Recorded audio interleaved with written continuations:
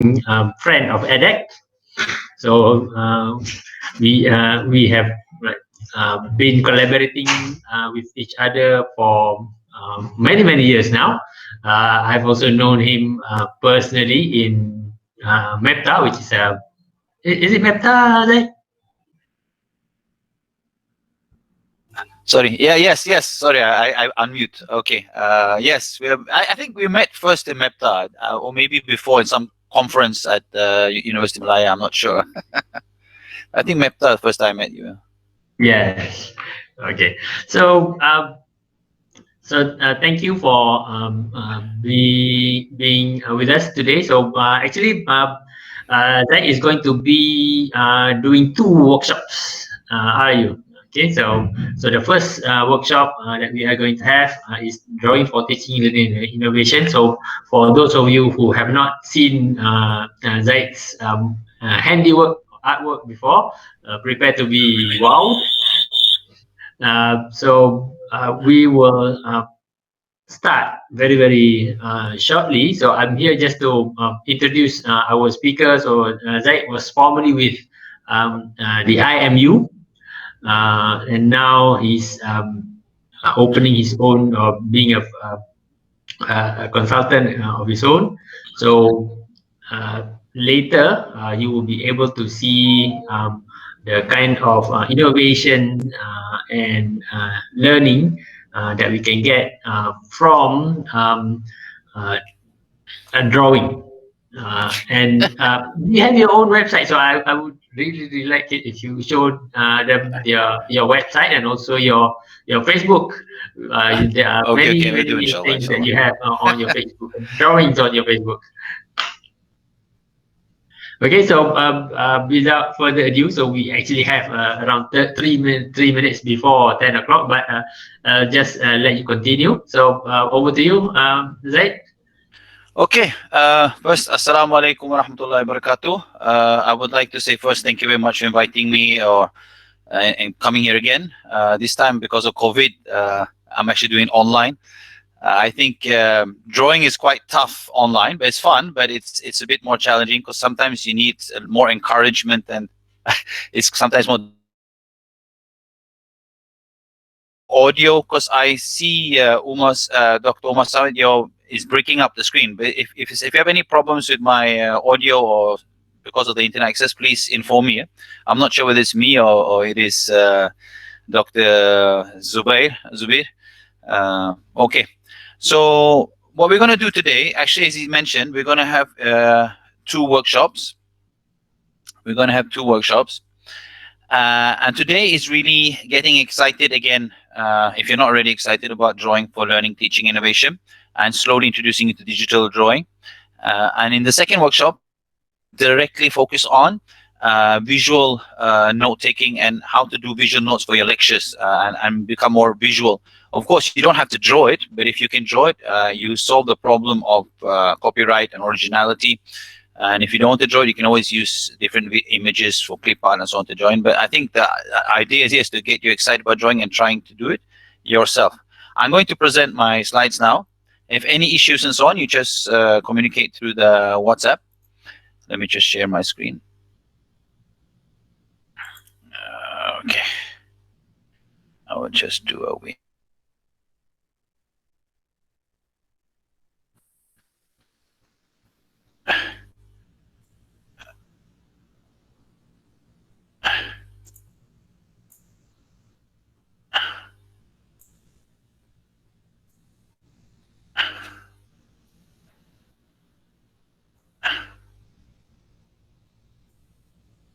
Can you see my full screen? Yes, we can see you. Okay. Yes, you can see me, but you can see the full screen. Okay, yeah. Just now, but currently it's back to your PowerPoint. Now, yes. Okay. So, okay. When you see this drawing here, I would like to ask you, what do you see? I don't know if you've seen this drawing before, but if you've not seen it, I just want to ask you, what do you see in this drawing? What is it? Can you decipher anything from looking at this drawing? I would like to respond. Yeah, sure. It looks like an alien in an UFO, and Okay. also a war machine with some buildings.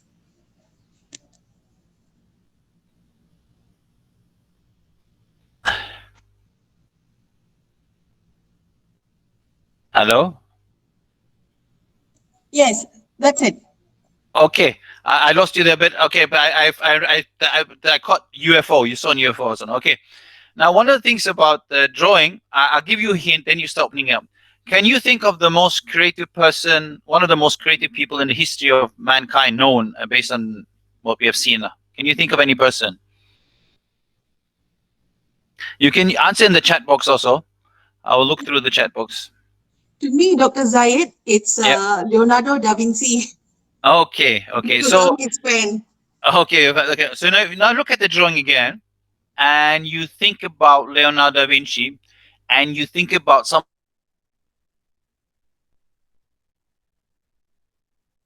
ideas in the drawing.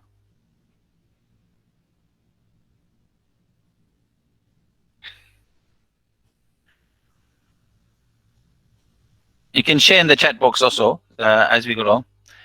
I think it's easy to get more participation if we share in the chat box. And if you have any sound problems, please use the chat.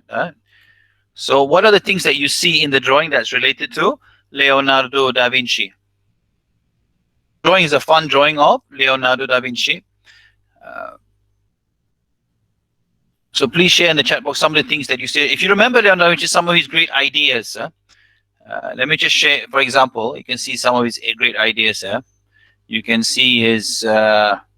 He actually thought about tanks. He thought about helicopters. He talked about airplanes. He drew Mona Yeah. Lisa. He loved to draw about horses. He even had this massive shield. He talked about smart cities, bridges, Yes. mobile bridges. So inside this drawing is actually, in a way, in a hidden way, some of his ideas.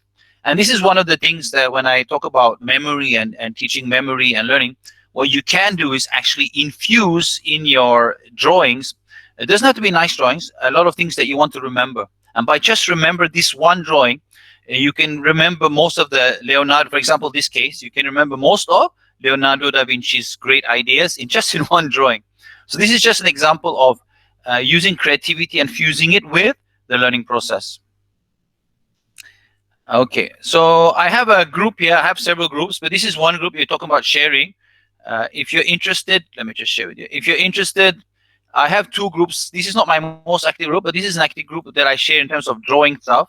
So if you want to know more about drawing, I shared in the group chat. Okay, let's go back to the slides. Okay, so I want to ask you now. Please answer the chat. Do you feel that you can draw? Not in terms of art. Are you comfortable in drawing while you're teaching? Yes or no? Okay, no, we got one here. No. Anyone else? Are you comfortable? Do you draw a lot while you teach? I mean, illustrate. I mean, not draw like cartoon, but maybe illustrate your ideas, not just text. Or yeah, I'm sure a lot of still use the whiteboard, but and so on. Anybody want to share? Yes. Okay, comfortable. Very basic. Actually, no. Okay. Wahid Mohammed Mohsen, Dr. Supramaniam. Very basic. Yes, both yes and no. Yes, sometimes. Dr. Suk or Suk Meko.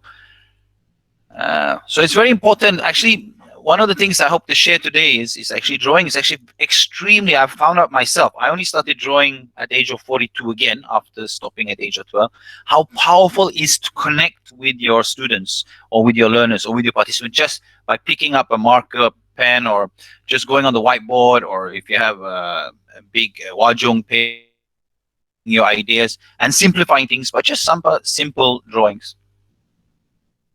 Okay. I'm not sure whether the connection is good because something is happening here, but if you have any problem with the connection, please say in the chat. I'll try to do my best. Okay.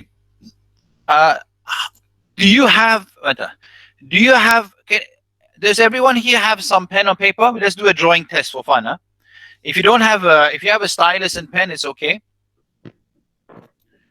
Do you have a piece of paper? If you can see me here. Do you see me, the video of me? Let me stop sharing. Yeah, that's okay. Okay, do you see this? Do you have a piece of paper and pen or a stylus or okay? So we can do some drawing. I don't know why the camera is not showing. Do you see my camera or not? Yes. Okay, someone see. So I want you now, if you have a piece of paper or a pen, but let's do a fun drawing test. It's just for fun, so don't take it too seriously. But just have something to draw with. If you have a stylus or an iPad or a Wacom board or a piece of paper, but just a piece of paper and pen is good enough. Yes, are we ready? I give you about 10 seconds to get something to draw with, anything to scribble with. Okay, so I'm going to share my screen again now. Let's just do the entire screen.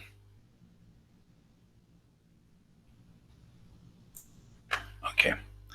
So I want you just to draw. I want you to draw what I'm drawing here. Can you draw 2 circles?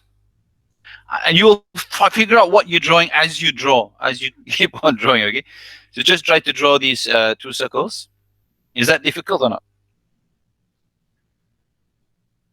Okay, let's draw some more. 2 lines. And you can try to guess what you are drawing.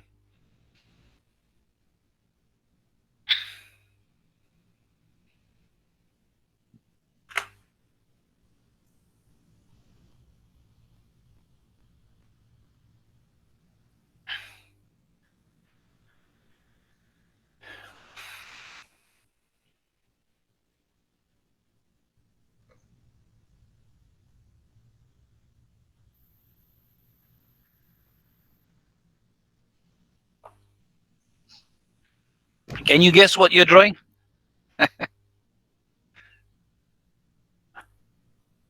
Please try to draw. It's just for fun, huh? Because the key of having you need to have fun drawing it to get to re-enjoy it or rediscover it. Okay, I think now you can guess what you're drawing. I'm not looking at the chat at the moment, so I'm not seeing the activity. So slowly. One of the things about beautiful thing about drawing is that it's something like Lego. Actually, if you start rediscovering drawing for teaching and learning, is actually you start looking at complex drawings. It's actually just shapes put together in more complex way as you learn more about drawing. You start simple. The key is to start simple. And people want to start complicated. Huh?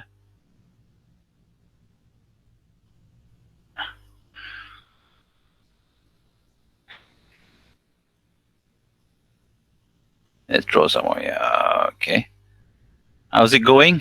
Okay, just a bit more. We're gonna draw to finish off the drawing. I think now you figured out what you're drawing.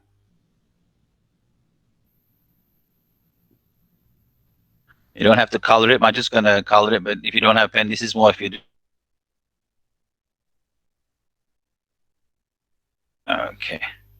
And then you don't need to color it. Just put in the eyes. Now you figure out probably what you're drawing. Okay.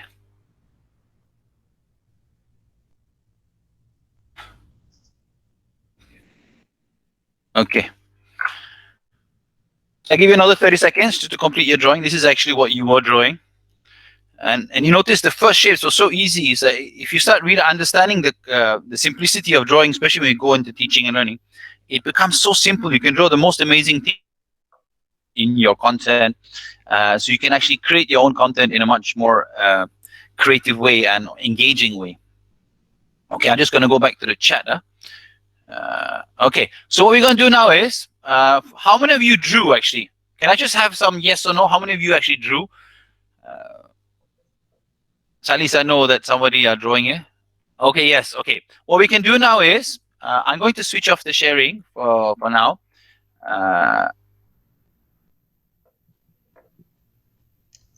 Okay.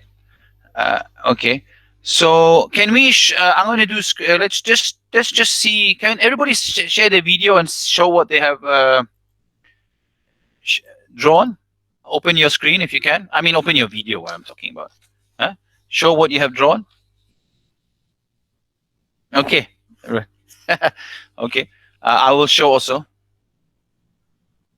Oh, very nice. Okay, one. We got two here. Who else? Okay. Okay. Okay.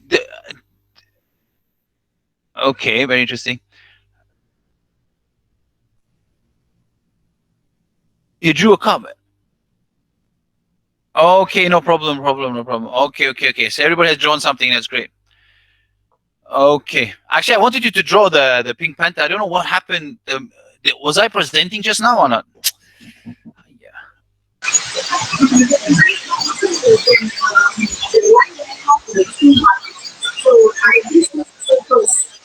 Okay. Anyway, the most important that you picked up a pen. Oh wow. Okay, there's somebody. I don't know who this. This is Mon Huzairi, a professional drawer. Wow, this is awesome stuff. So I don't. He's just coming here for an enjoyment. Okay, great. That's at least we have some. But I think one of the things when you want to rediscover drawing is actually the two things. If you notice with kids, show it. Grown-ups are more, they might drop. They're like scared to show it. So this is very important to start enjoying drawing again. Is have no worry about sharing your drawings, no matter whether you like it or not. Just shoot it out. Okay. So I'm going to go back to the presentation now. And we're going to have some more fun in drawing and also in discovering how we can use drawing for learning, teaching, and innovation. Okay. I don't know why my camera is here. Okay. Okay. So, okay. So here are the three rules. Okay. First one, everyone can Draw. Okay. This is good. This is important to remember. I mean, I'm not talking about art. Art is not for everyone because that's something very precious and challenging. I mean, if you want to become an artist. But for teaching and learning, everyone can draw. Progress comes with. If you have the mic now, it's okay. Because I cannot see the chat when I'm doing the post-screen saying. Progress comes with practice. Yeah. A lot of people say I cannot draw, but I ask them, do you draw at all? No, I don't draw. I mean, of course, it's like anything, any skill. If you don't practice, you're probably not going to get much better in it. So most cases when I've seen people that don't want to get into drawing in, it's because they think they cannot draw because they don't practice at all. So you have to practice. And this is the most important thing for adults. For kids, it's not so much problem. Have fun.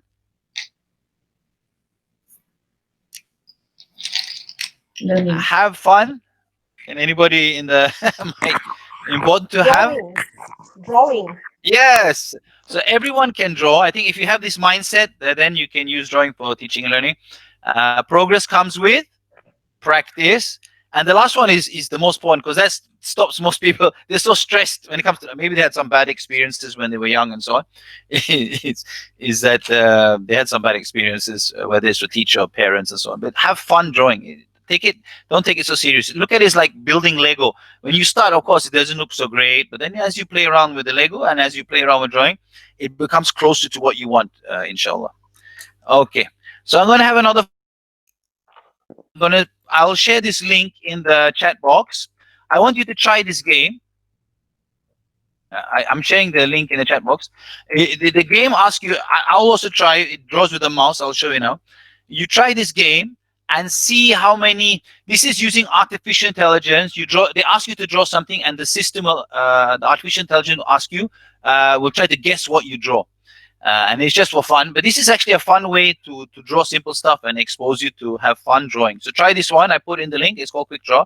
I will show you what it looks like here on the screen.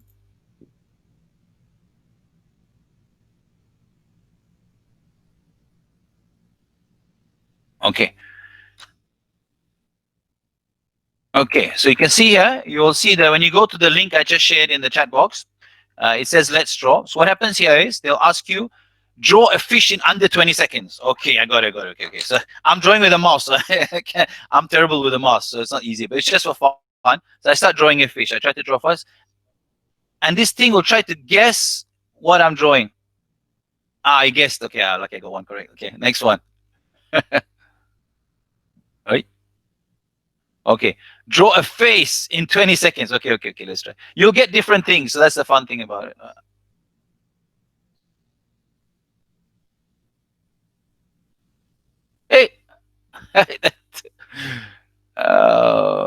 It's a fair. See, I draw the airs. Okay, so snail. Oh my god, how you draw a snail? Okay, so you draw a snail. Have fun trying this, and try. And then the chat box tell me how many correct they got. Peanut. Okay, it's not getting there. Flying saucer. Thank you very much. Okay, this is looking. Okay, I got it right. Okay. Mountain. That should be easier. Okay. A jacket. Oh my god. Okay, I'll draw a jacket. Okay. So try out this game, huh? This one you can have fun. Just. Oh god. Eh, okay. Very good. Draw an ant. Okay. So please try it, huh? And then share in the chat box.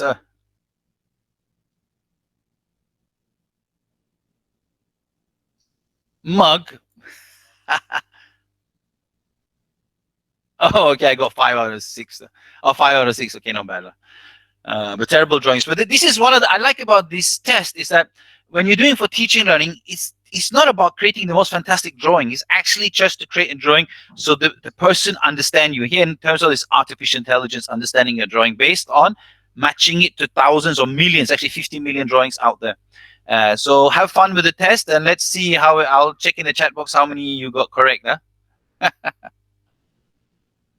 Okay, Elma says that my kids love this game. We play it all the time. Okay, great. Okay, so let's. Okay, Rosnion Chef's got 4. Nurul Atil got 5 out of 6. Anybody got 6 out of 6 or not? Okay, Muhammad Imran Amli. Surprisingly, I got 5 out of 6. You have no confidence in your drawing, eh? You should be okay. It's good. Oh, Dharmana Devi Murugan got 6 out of 6. But don't get it. Don't be stressed if you didn't get all correct. It's just for fun. This is just an exposure because if you're drawing with a mouse, I'm drawing with a mouse. I'm terrible with a mouse. Elma got 4 out of 6. Okay. Okay. So I'm going to give you another one here. This is another one. Let's have fun with another one. I will share with you. Let's see what this one is. I have it in the slides. Okay, I'll share this one. This one is auto draw. This is another thing. If you're not comfortable with drawing anything, you can start with auto draw. It's another tool that guesses what you draw, and you can create your own drawings. It's not very fantastic, but it's a good. Okay, I shared the link there.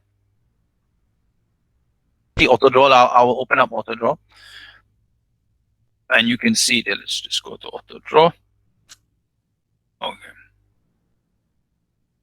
AutoDraw is just browser based, can work on any device. I like tools that not platform dependent, because platform dependent. So see, when I start drawing here, which is very nice, if I start drawing something, say I draw like this, it will start guessing what you're trying to draw. So you can choose. So say I wanted to draw something medical. Let's just see. I want to draw. Okay, I'm drawing with a mouse, not so clever. So you can see, I want to draw this one. Okay. Say that I want to draw. So you have different things here, so you can change. So you can just draw. Say I wanted to draw shoes. Shoes already there, so I can draw a shoe. It doesn't look like a shoe, but anyway. So you start guessing based on artificial intelligence. You start guessing what you want to draw, and then you can take it out, and then it's a piece there, and you can move it about. I can resize it. So this is just for shapes, different things, small things, but it's just an easy way to get started, just for fun. It's more for fun, not that you be able to draw, but sometimes you're looking for specific shapes and you just want it outline format is good. But AutoDrive is just one of those tools that trying to help you to draw things and so on. I draw a circle, and I guess it's here. So here I wanted to draw, say I wanted to draw a planet. Okay, here, something like that. Okay. So this is auto draw. Okay, so these are two tools that you can have fun with. Maybe you've tried them before, but these are tools that are being developed. This one is both by Google. There are also apps out there, drawing apps. I can't remember now, but that you draw and you compete actually with people outside online, just for fun. Okay. So you can see here, today's topic is basically for learning, how to draw for learning, how to draw for teaching, and how to use drawing for innovation. So one of the things about learning is this is the reason I went into drawing. I actually started at the age of 42. Okay, I stopped at the age of 11. I started age of 42. I teach learning skills, and when I was teaching learning skills, I was going in-depth research on memory, thinking skills, and creativity, and whole brain thinking, activating the brain development. And actually, it came back to drawing all the time, and I didn't bother going into it. So after a few years, I said, why am I not going into it as such a powerful tool? And that's where it comes. Drawing is such a powerful tool to improve your focus. It's extremely good to improve your memory, and of course your creative thinking skills and so on in the process of learning. In terms of teaching, it's extremely powerful to connect and engage with the audience. And you can see a lot of professional speakers still use the whiteboard, although they have their slides and so on. They still use the whiteboard when it comes to important concept, things you want to slow down, things you want to simplify. And also it can be very inspiring. So you connect and engage, simplify and inspire. This is very good for teaching. And for terms of innovation, of course, you have a lot of ideas. Sometimes you cannot put into word. And this is where drawing comes in, that you can bring your imagination to life. You can bring your ideas to life, and you can have fun in the process. So what we're going to do now is I'm going to give you another scribble test. I want you, if you can, before we go into a bit more about learning, you can share your drawing here, but I want you to draw what is effective learning. Okay, what is effective? Can you just draw a simple drawing? I give you 2 minutes. Scribble something. You imagine when I say the word effective learning, can you scribble something to illustrate effective learning? Let's just do that. I'm going to switch off my sharing now, and let's just try that. And then we can share our screen. Once we're done, we can share our video and what do you call it? And share our drawing on effective learning. Okay, let me just.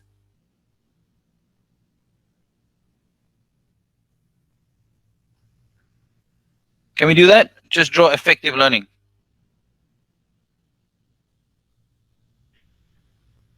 Just try to scribble something. When I say effective, what can you imagine?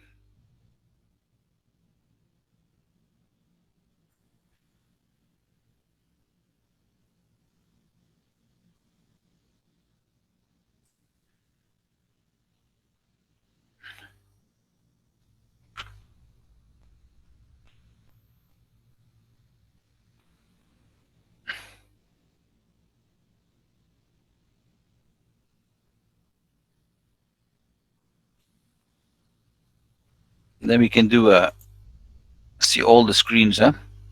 Once you're drawing with your scribbling, if you want to show it, it'll be fun. Maybe I should just draw something. Okay, I should draw something just to be supportive. Okay. Just some scribbling about what is effective learning. Huh?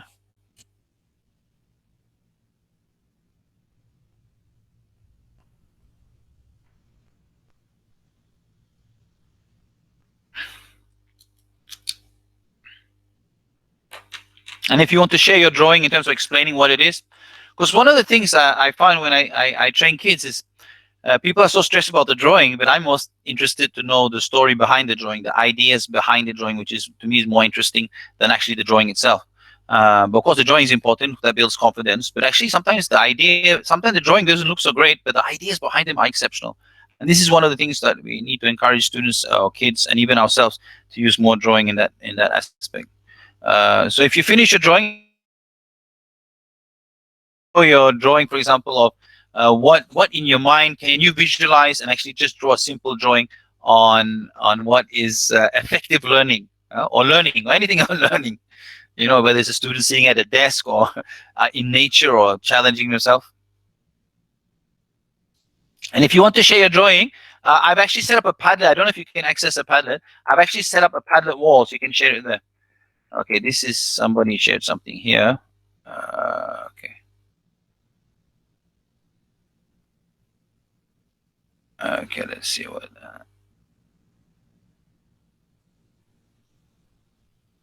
Okay.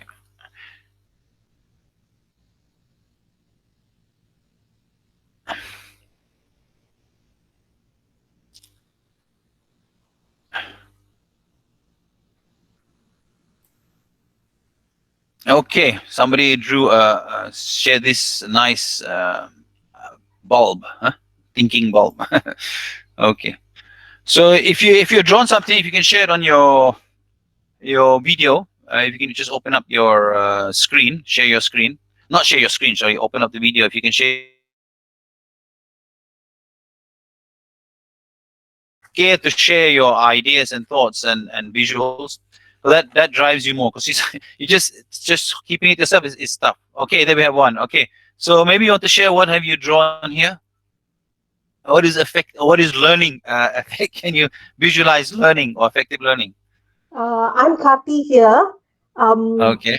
for me, effective learning is when the student receives information from the instructor, and something is triggered within the learner, and an implication of that thought is that it has good positive effects on the environment as well as the people around. So the knowledge is not just for the student, but for the overall good. So that is Mashallah, my very good. thought of effective idea. Oh, Thank very you. deep. Okay, very good, very good, very good. Anyone else want to share? Or people are still shy. It's Friday morning, so anyone else want to share their drawing and and what they thought? If they haven't drawn anything, what maybe you can just share what you wanted to draw or what you wanted to visualize.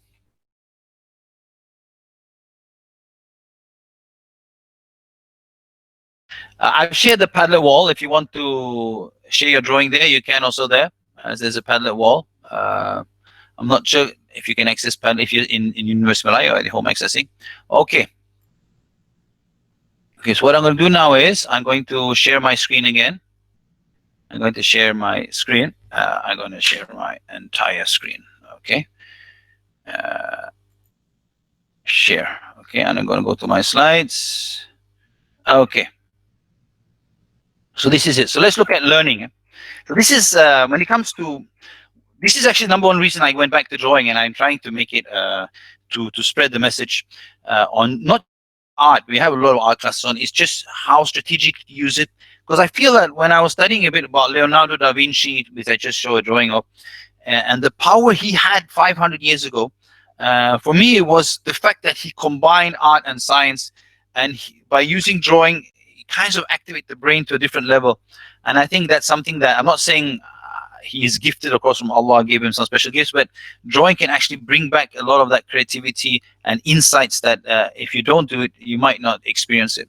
But this is one of the things that really attracted me to drawing was something called the drawing effect. You can actually Google drawing effect. Memory is actually better than or more effective than just writing the words or mental imagery when you just think of the visual that you want to remember, or picture superiority when you look at something and then you remember it. So actually, if you draw what you want to learn, it's actually more effective than all these three. Of course, the best is to draw and write together. But so that, and this is one of the things. I worked in a medical institution for 7 years, IMU, and I know I saw a lot of students struggle with, especially anatomy and anything related to biological, anything that actually had a lot of visuals they had to remember.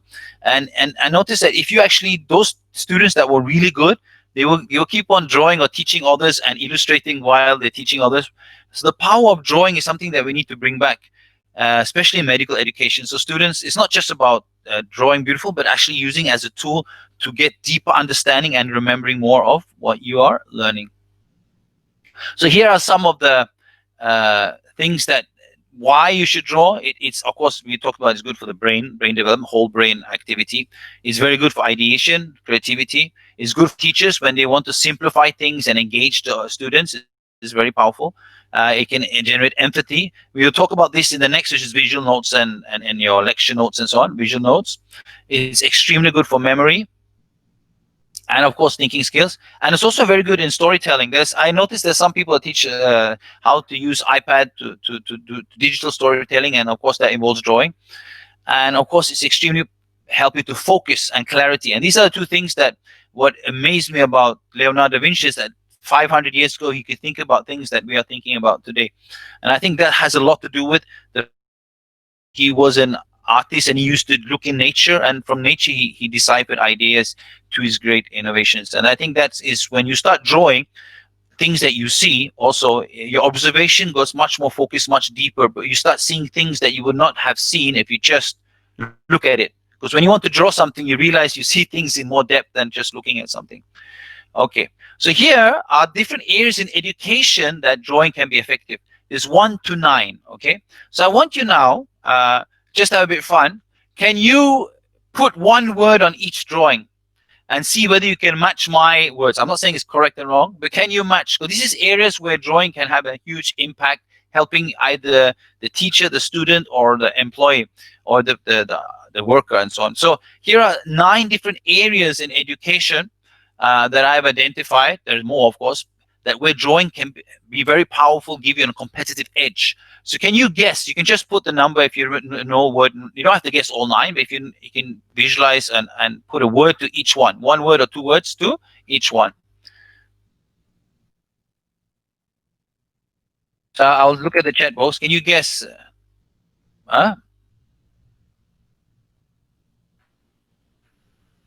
Hey. So can you guess number 1, number 2, number 3?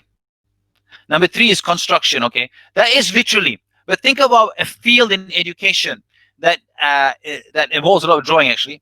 That is related. Yeah, construction is part of it, but it's something more. It's a bit wider perspective. Construction is one aspect of it. One area field. Okay, Nurul Atira says gene study, robot, machine learning, construction, nature, aerospace, rocket, art. Okay, number 5 is exactly like mine. The rest are close. There's no right and wrong here. It's just a matter of okay. Wahid says robots there, but think about it in general. It could be robots, definitely, because it is a robot. But in general, what area does that involve? Engineering. Okay. Anyone else want to share? Okay. Okay. Astronaut. Ami Laila. Astronaut. Okay. What was that? Number 4. Astronaut. Okay. Look in the middle. What is in the middle there? When you look at number 4, what is in the middle? Huh? Number 4, what is in the middle? Okay, go back. I have to go back to the chat.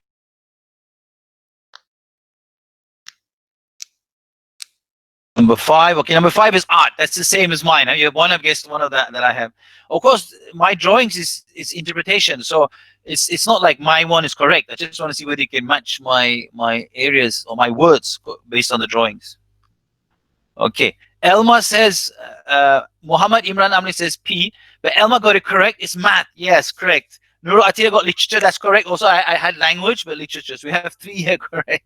I mean, it's not correct though, but you guessed, you matched the one that I had in mind. Okay, because language and literature is actually combined. But I chose language. It's a bit more general. But of course, language and literature goes together. Okay, Nurul Atira is history. Okay, correct. That one's correct. Medicine, correct. Business, 8, 9. Okay. Okay, so this is my match. So it's not right or wrong here we're talking about, but it's just that you can see a science. I think drawing is extremely, go back to Leonardo da Vinci, but anything to get students at early age to look at things and not just look at things and take a picture of them, but actually go deeper, look into details. And when you start drawing, outlining something, you start seeing small details. Like, for example, if you draw a door, you start thinking, why is the doorknob on the left or right? Because sometimes if you just look at the door, you don't think about all those little details. So I think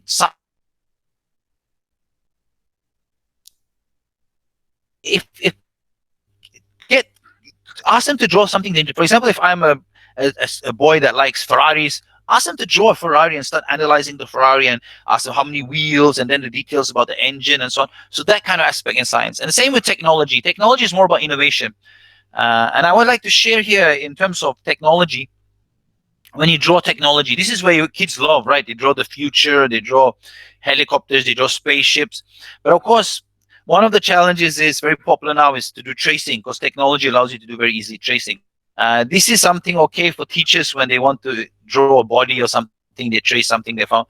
But the kids don't encourage too much tracing at a very young age, because that will kill creativity. Because if, for example, I ask you to draw a spaceship, and then you just Google a spaceship and you find an image and then you just trace it. See, I draw a spaceship. What I wanted you to do is actually draw your own spaceship and visualize your own ideas and what a spaceship might look like in the future. So I think you have to be careful with tracing. Tracing is good for certain aspects, but can kill all aspects. Engineering, of course, we know there's a lot of drawing in engineering. Maths, visualization of maths is very powerful. So some people might not be very good with all these numbers and so on, but when you visualize the numbers, for example, if you have just an example, for example, you have 5 apples in the room, but before the class started, there were 10 apples, and then the teacher took how many apples, and actually you can actually illustrate things with simple stick figures and so on. So the student might understand when you put the numbers on the text, but when they see the visuals, they can actually understand it. So this is where visual math can be very powerful, visualization of math. And same with history. This is where the fun comes in. The teaching history is that you ask students to look into history or some innovation done, or even do some storytelling in history. And the same goes for language. And also medical. This is very important. I think I met a lot of educators from Sri Lanka, Pakistan, India, and so on. And when they learn, they have extremely good memory, and many of them illustrate anatomy live with the whiteboard and so on. And this is something that I think maybe still do in Malaysia, but they should do more of, is that they learn how to draw anatomy and the different aspects of the body, and they memorize it, and they can just draw it fluently. So even when they're a teacher or even dealing with a patient, sometimes just sitting with a piece of paper and illustrating what is the problem with their knee or something is extremely powerful to engage the patient, for example, or the student. Because sometimes just showing an iPad and so on, you get disconnected with the patient.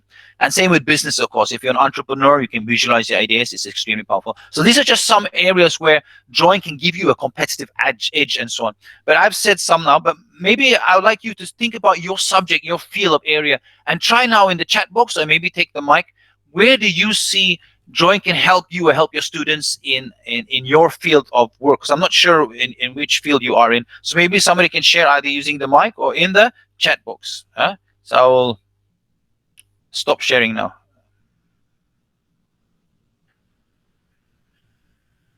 Okay, anybody wants to share? Maybe you could share your field, and then we can discuss a bit on how that can help you in your area, whether you're teaching or help your students in terms of your field of area. So anybody wants to share, you can share in the chat box if you don't have a camera or audio.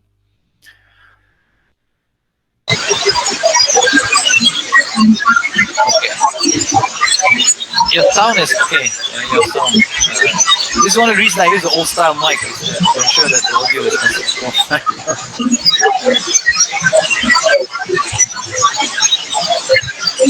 Okay. If you have problem with the sound, maybe the chat box. I think there's a lot of noise. Dr. Chubrama, the sound. Okay. Anybody wants to share in the chat box?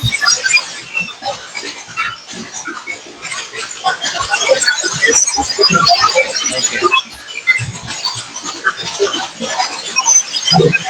Anybody want to share in the chat box on how or which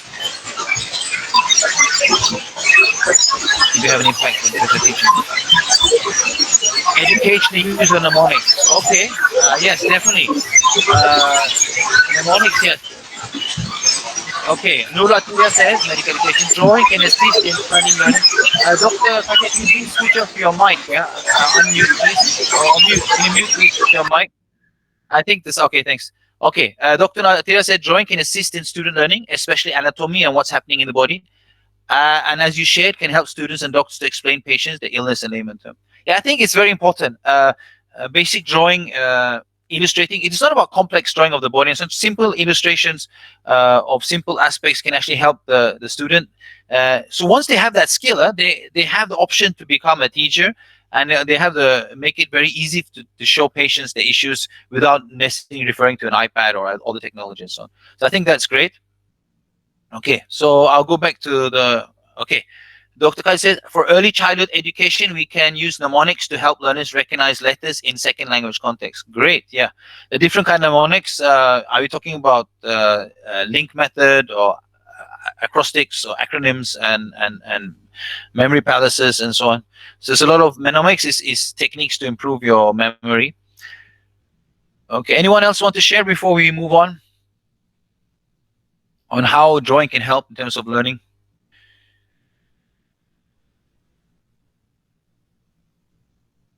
Okay, so I'm going to go back to my screen and to my presentation.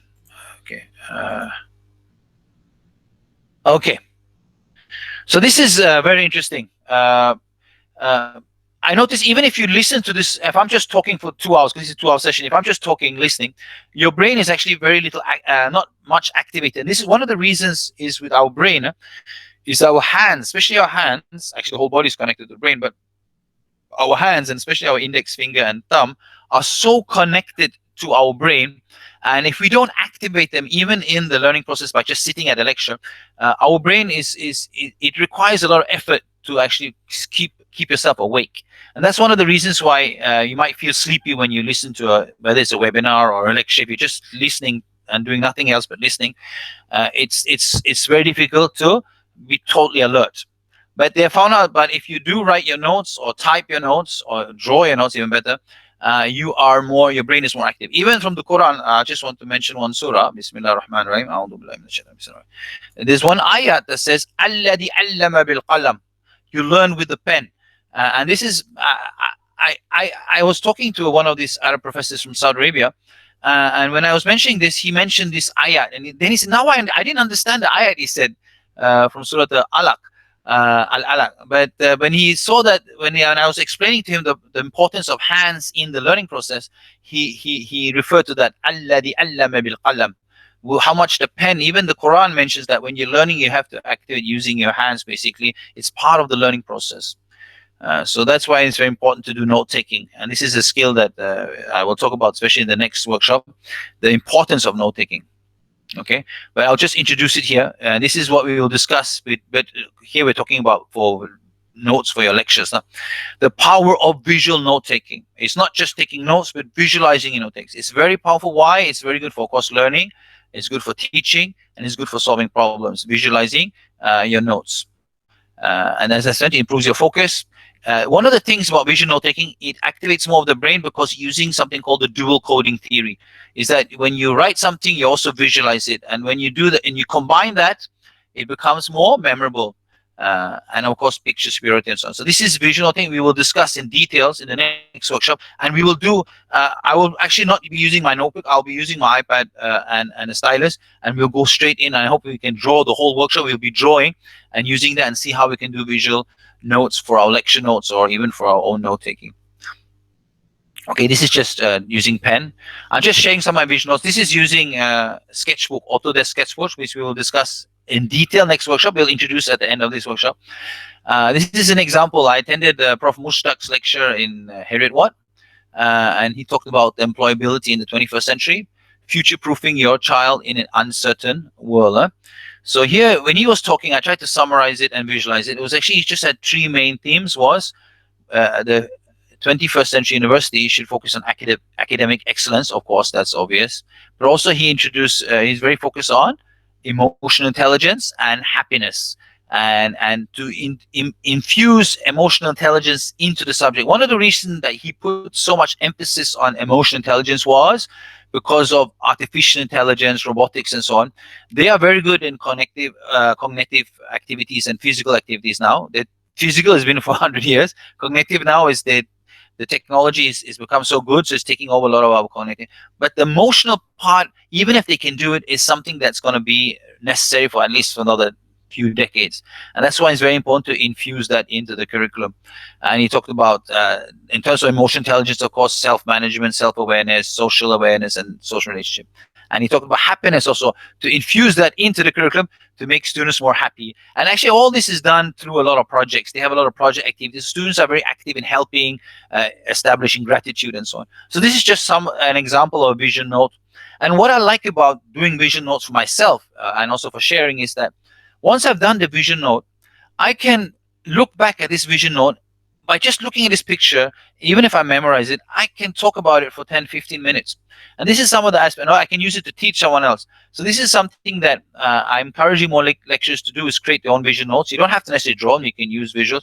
But the idea here is to extract the key concept. It's something like mind mapping, but a bit more fluid and creative in a method. This is another one. I have a workshop on learning skills, which teaches you, it's called Super MRT, but it teaches you how to improve your focus, which is related to memory, in terms of improving your memory skills, a lot of techniques, and then speed reading and smart reading and thinking skills. One of the biggest problems in terms of learning skills is that people think they have poor memory or poor reading skills or poor thinking skills because they haven't mastered the art of focus or paying attention, and that's the most important thing. So this is just an example of visual notes of my learning skills.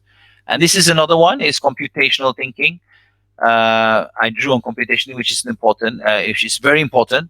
In some universities, like in National University of Singapore, they made it compulsory to take a course on computational thinking.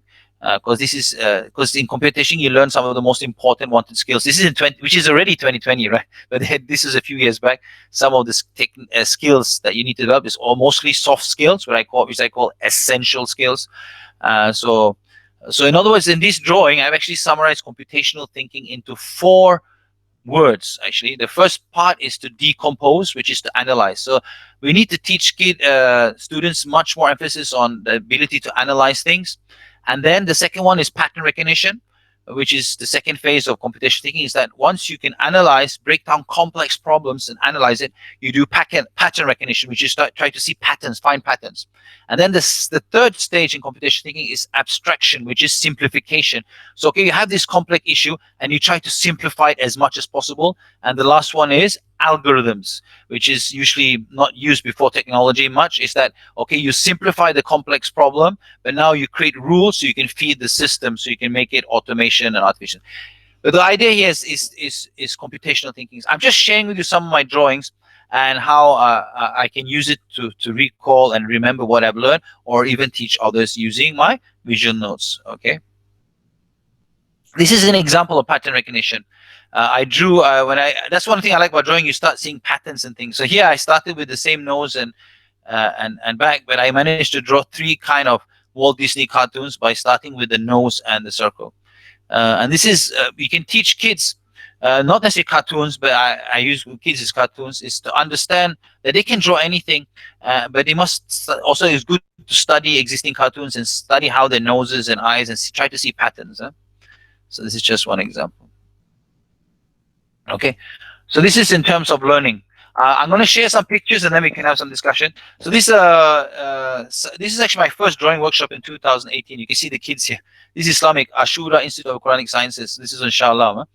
You can see there. So here we basically was an activity draw for empathy, learning, innovation, growth, health, and teaching. And here we're just using margin paper. It was 2 activities. One is group drawing. Group drawing is so fun. You can see they're having a lot of fun group drawing. Or they can draw individually. The idea here was to draw the future school or the future learning environment. And they were having fun with it. And you can see some of the drawings. And you can see here, this is one drawing. The teacher becomes the robot becomes the teacher. So, but I think the most important when I teach drawing is not, don't focus too much on the drawing, but the story behind the drawing. So always when you do a drawing, it's about presenting your ideas and thoughts and so on. This is from actually University of Malaya a few years back. I did a drawing workshop in a conference here. You can see some professors. Maybe you recognize some of these professors. Maybe I don't think they're here, but you can see some of the drawing out here. Okay, they're drawing the future learning environment. Here's another workshop from University of Malaya. Tailors. This is actually, I went to Turkey as part of a school there, unique school. You can see them very. Of course, they already draw, but it's just to use it more strategically. And this is from UIA, my actually alumni university. This is Harriet Watt. They're drawing. Actually, they have a project. Instead of drawing, just explaining the project, they visualize their future idea and they present. You can see the engagement when they present their drawings instead of just presenting some text. Okay. This is 2009 from Singapore, Madrasa. They're drawing the future learning space in Madrasa. This is from USM. This is when I started digital drawing.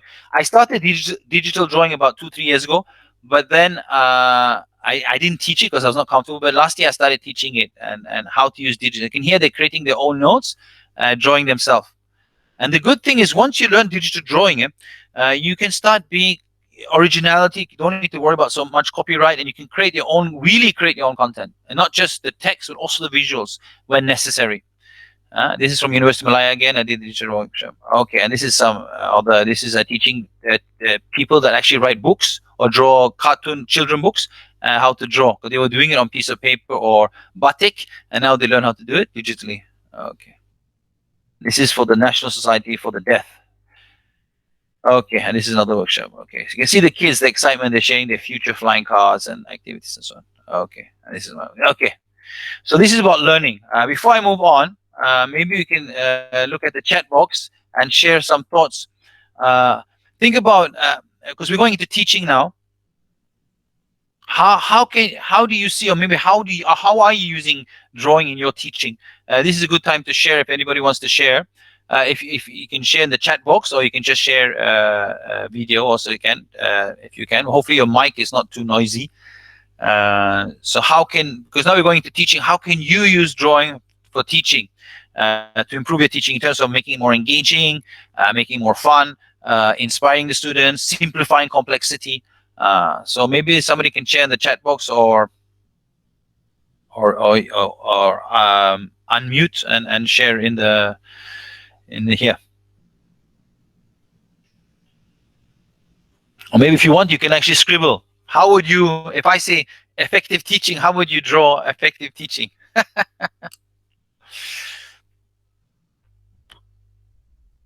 Anybody wants to share anything? Okay. Okay. Nurul Atira says, I have not used drawing for teaching, only images. Okay, that's okay. At least it's that. I think most of us use some images. But I was interested after seeing your one-page drawing for 3 talks that you've attended. Yeah. But I was interested after seeing you one-page drawing for the 3. Okay, yeah. Now the thing is, when you talk about for teaching, which we'll discuss now, is that you can use it 3 ways. Okay. One is that you draw before the class, and then whether digital or not, and you make it as your slides, or you put on a margin paper and you present it, or you can draw during class, or you can draw after class as an activity to summarize what you've learned from the students also. But I think what is extremely powerful is sometime in the class is to take up because sometimes when you have in slides, you can dump so much information, and sometimes you don't really understand whether the students know or not. But if you can illustrate on the whiteboard, that requires you actually to simplify it. And one of the tricks that some of the master trainers do is when they use the whiteboard, it allows the students to digest what you're learning.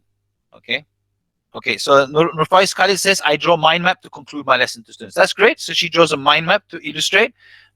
But that's one of the powerful things about, let me just stop sharing. That's one of the powerful things about when you do illustration live, is one of the reasons why it's so powerful. I mean, not everyone does it well, but is when you illustrate live, it slows down the process. It allows people to digest. It's not so overwhelming. Sometimes when you show a slide, especially if you don't use any animation, you show like 10 points, their brain just switches off. It's like, that's too much. I can't do that. But when you bring it stage by stage, it's like, stage by stage, it's more digestible. It's easier to probably understand and get the gist. And that's the power of illustration. Okay, so this Dr. Hikmah Kamruddin, we technical lecturers always have to sketch on the whiteboard to give clear illustration. That's great. Yeah, to simplify things. That's great. So some are already doing it, some are not. I think even in areas, especially like business, psychology, drawings are extremely powerful. Just drawing sometimes a stick figure, I can, just simple drawing like this can impact the mood of the classroom. I can just say, how are you feeling today? And then when you say this, how are you feeling? Are you feeling great today? It affects your emotion instead of just showing a text. So this is the power of illustration. You need to find out how it works for you. Okay, so let's look at some examples. I'm going to share my screen again. Let's look at some examples of how it can be used for teaching. Okay. So let's look at some examples on how it can be used for teaching. Okay. This is one of my other drawings. if you can't explain it to a 6-year-old, you don't understand it yourself. Okay, this is Albert Einstein. Okay. Okay, this is an example. She's very good. So, but I just want to share an example. Mrs. Diana Morgan, she spends about 5 to 20 minutes, depending how many colors and how large, how detailed, before the class to draw this. So she will draw something and she will have some title, and then she'll have a question. And then she will encourage students to go on the whiteboard and answer it. You can do the same thing with Mentimeter and all this kind of stuff. But the idea of using a visual is to bring it to life and make it more engaging. Her drawings are extremely well, but you can see she will ask a question, extra tutorial, I can't pronounce that, Thursday, then she'll have a question and students will come and write the answers.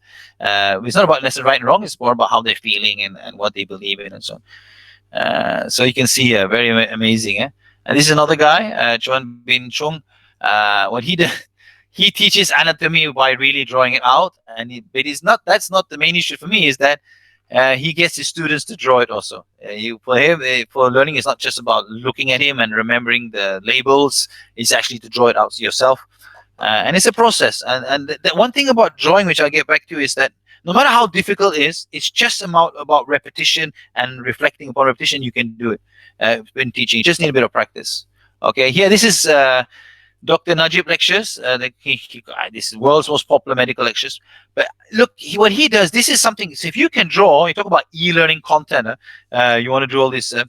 One of the simplest way to learn content is actually you can use your handphone. Is put it to a whiteboard and you just illustrate on the whiteboard and you record it and make sure you have decent audio and you can teach. And then you have actually created. It's a very efficient way to create e-learning content. If you can draw quite well and simplify process, it's a very easy way to create good e-learning content. And one thing about it also, it connects the expert with the content, which makes it very nice. And you can notice here, if you notice clearly here, he's using 4 different colors. So if you're illustrating on a whiteboard, sometimes I'm not saying you have to use 4 colors, but maybe using 2, 3 colors will help you to differentiate what is important and what is not important. You can see using red for title, and then using green here. See, it's quite consistent. So when you use colors, you have to be consistent.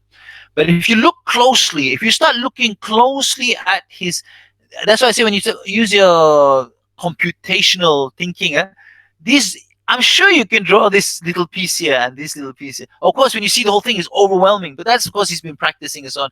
So you can always start, if you don't believe in your drawing, just draw this first, and then you start building up. Then you draw this and this, and it builds up. Okay, and this is not his best drawings, but I just want to show that you can do that. But if you look at the whole thing, it looks very complex, but you start small, just like building Lego. You start small, building up. And that's how you improve your drawing skills for teaching. Because you notice it's just simple shapes here. Okay. And this is just an example like steep learning curve. I just showed you how to draw a steep learning curve. Just simple. A few lines to illustrate what is a steep learning curve.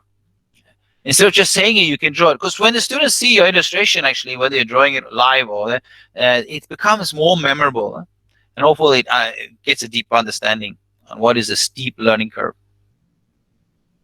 This is 2 ways to draw a steep learning curve, which you can use on a whiteboard, which is quite simple. It's just circles and a few lines and dots. Okay. Okay, this is just an example. So in other words, in terms of for teaching, we talk about learning, we talk about teaching. It's an extremely powerful tool to engage and connect with the students. Either you use in your slides, but when you draw it out slowly, if you can, simple things, it kind of connects. It's just amazing. I've tried it so many times. It's just compared by using a slide and drawing it out. But of course, not everything you should draw. If you ask me what you should draw, is usually what is something that is very complex that the students need to spend time on, and you can actually draw. But it's a very powerful tool.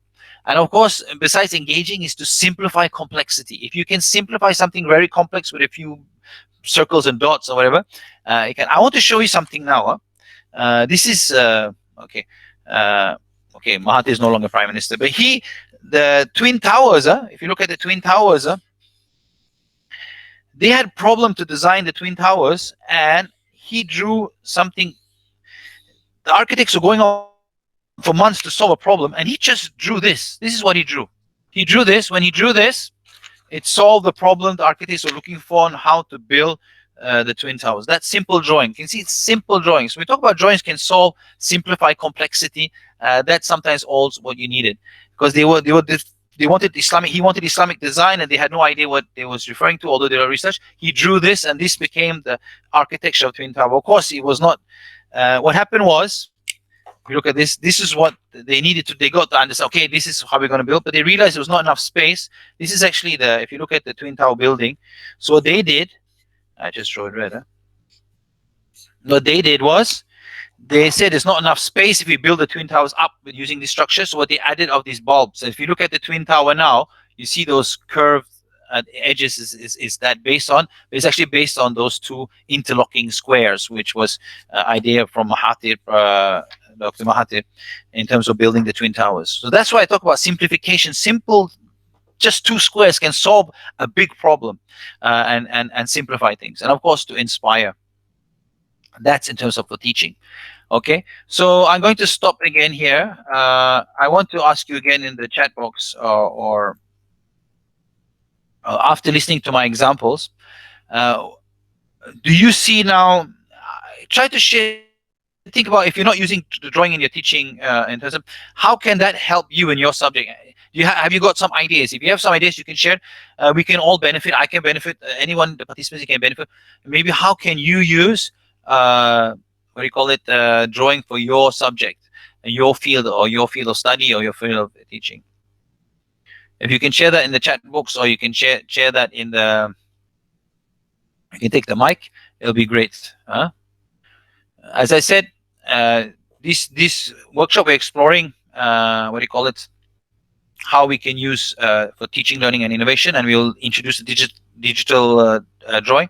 In the next workshop, we'll be drawing the whole workshop and exploring ourselves how we can do the visual lecture notes ourselves in Creative. And you'll be amazed what you can do with digital drawing in terms of creating your own notes, visual notes for teaching.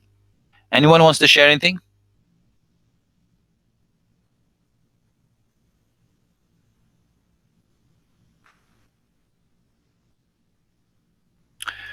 Anybody wants to share on how they're using, or how they have got some ideas and maybe they're confused? How can I use drawing for my subject, my area of field of study?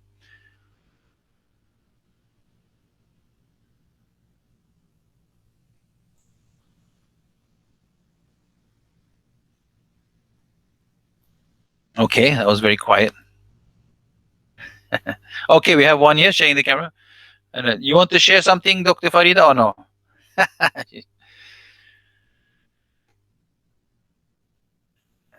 Anybody wants to share on how they are thinking about how to use it for their own teaching and learning? Okay, if that's the case, we'll go back, and now we'll look at how we can. Okay, for innovation, we talked about learning, teaching, and innovation. Let's look at how we can. Okay, innovation. Okay, you see this drawing here? I think, can you guess who drew this or not? Can anyone guess who drew this?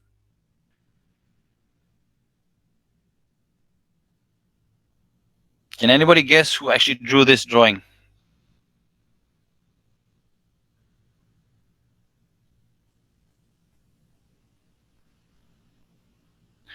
Okay, while waiting, Dr. Hikmah says, I'm thinking of asking the students to describe themselves in the introduction class. Okay, great. Okay, Nurul Atira asks, can we use drawing for remediation for professionalism? Can you just, I'm not sure what you mean by drawing for remediation for professionalism. Can you just elaborate a bit on that? In the meantime, if you can guess this drawing, what is this? When you see this drawing, what do you see? Who did this? Who drew this 500 years ago?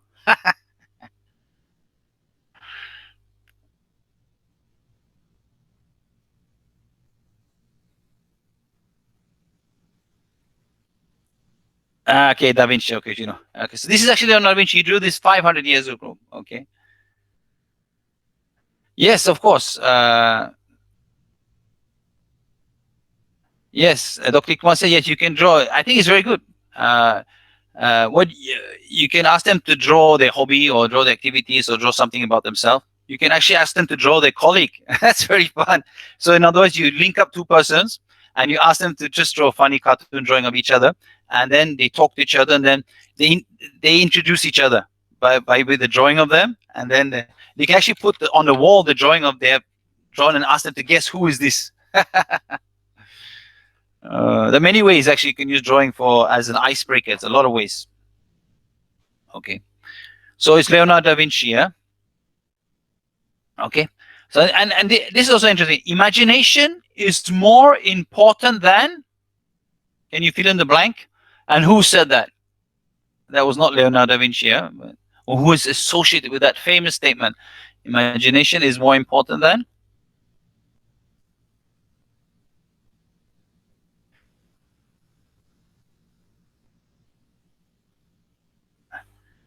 Imagination is more important than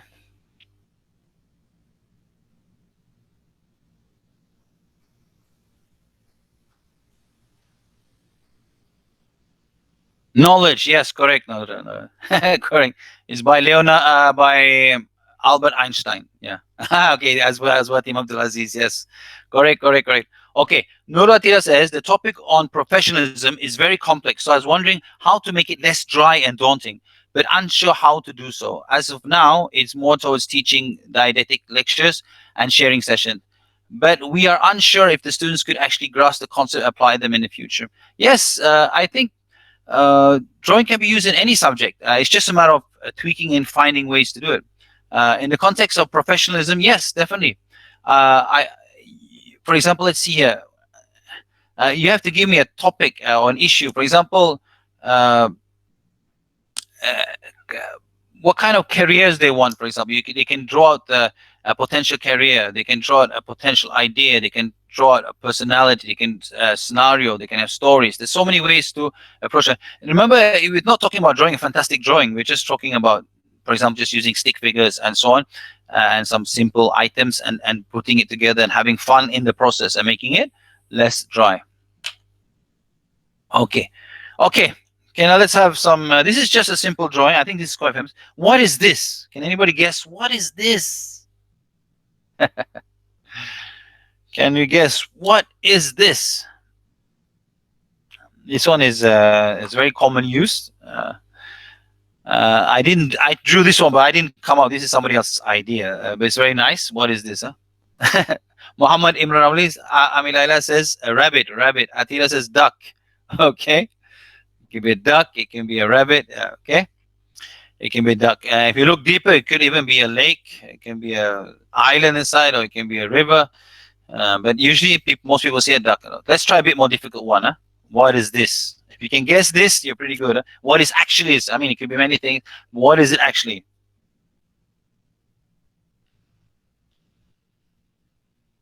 What is this? Lady. Okay, that's what they both are. Farida says it's a lady. Okay, interesting lady. Is it an alien lady, human lady? Oh. What is this? Can anybody guess? If you're in the field of, if I give too much hint, it'll be no fun. Okay, what is this? Anybody else can guess?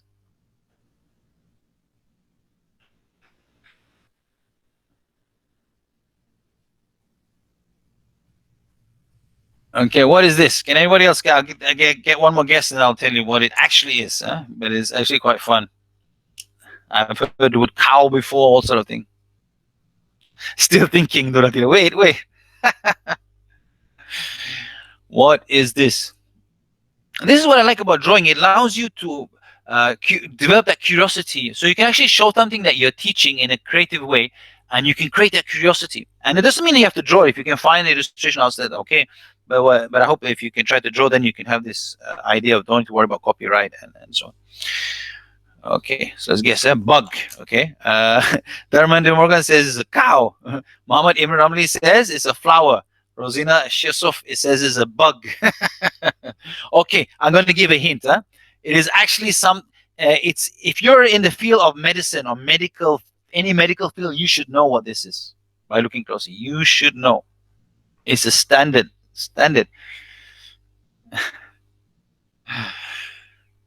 So I given a tip, anatomy. Yeah? So the anatomy of the human being. Okay, that's the last hint I gave.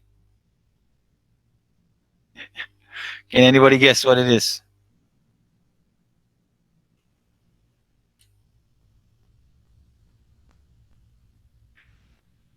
Okay, flower. Okay. Oh no, no, Latina, I cannot.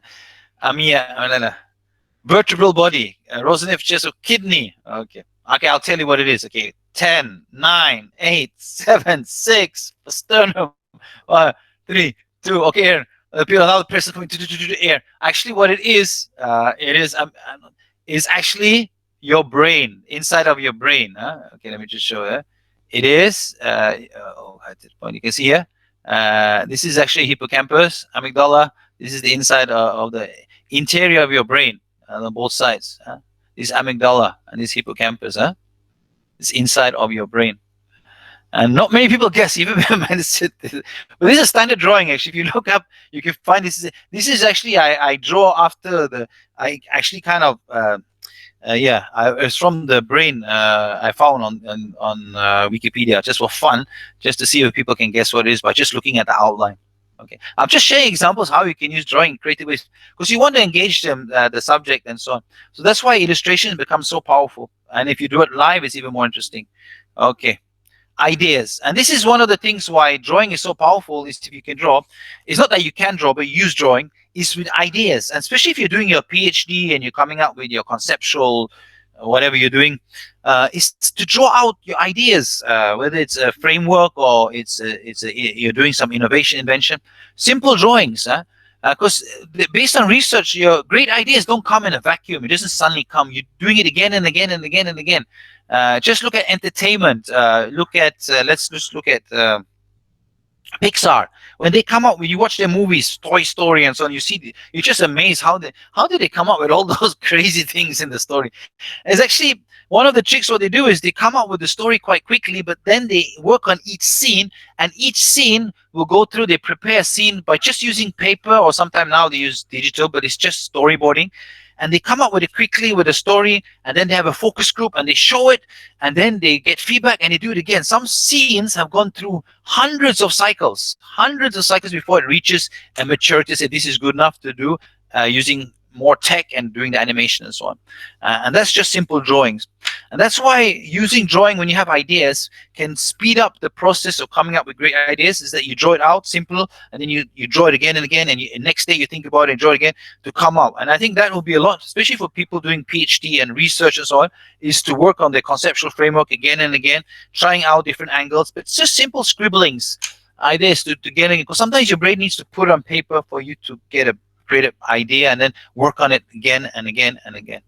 Okay, and this is what I say, the power of drawing. It fuses arts and science in terms of it infuses critical thinking, creative thinking, inventive thinking, innovative thinking, collaborative thinking, and computational thinking all into one. But of course, if you just draw anything, it's not like that. But if you use it strategically, and this is the thing I'm trying to expose students, young people, and also teachers and parents and all that, is when you do drawing, you can do a fun drawing, but you can also use it as a strategic tool to become much smarter, much more creative, improve your memory, and so many aspects that I'm trying to share in this session, this webinar. Of course, we know STEAM, the fusion of art and science, technology, engineering. A lot of times they have art as a separate subject, but the idea is to infuse it into the science, into the technology, into the engineering, and into the maths. Okay. And also leadership. Who wants a leader that just gives you leadership to the bullets? They want them to visualize, be a visionary leader, to put that vision. And if you can visualize in their mind, it doesn't have to necessarily be in drawing, but in their mind, they have this picture of what the future might look like. Like, what's the future of education? What does it look like? And this idea that you have the ability to visualize. It can be through drawing, it can be through words, but sometimes drawing becomes more straightforward and understandable. Okay. So before we go into the drawing basics, now we talk. Open your mind on learning, teaching, and innovation. Is there any questions that you want to ask before we go into the more details into the? Okay, somebody had to leave. Okay, I wish you the best. Okay, so before we go into drawing basics, and hope you can draw something now, I hope you've seen that it can be very powerful to improve your learning. It can be very powerful, of course, in your teaching, and it can be very powerful in the innovation process, whether you're an entrepreneur or an inventor or innovator and so on. So that's the whole aspect. So now we want to look at let's learn how to draw, if that's the issue. But is any questions that you have before we go into something that you were thinking about before we go into the drawing basics, which will be the rest for this workshop and the next workshop when we talk about visualization and ideas and how you can do that digitally.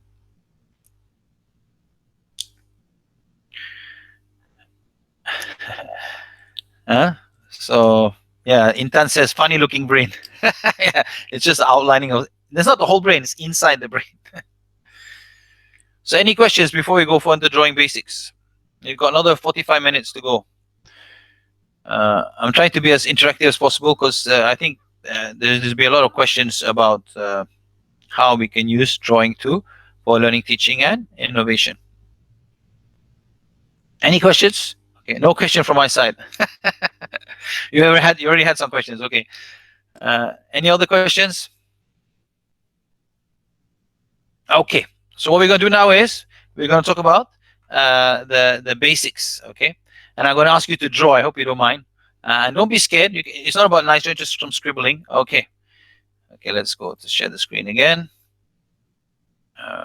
Okay.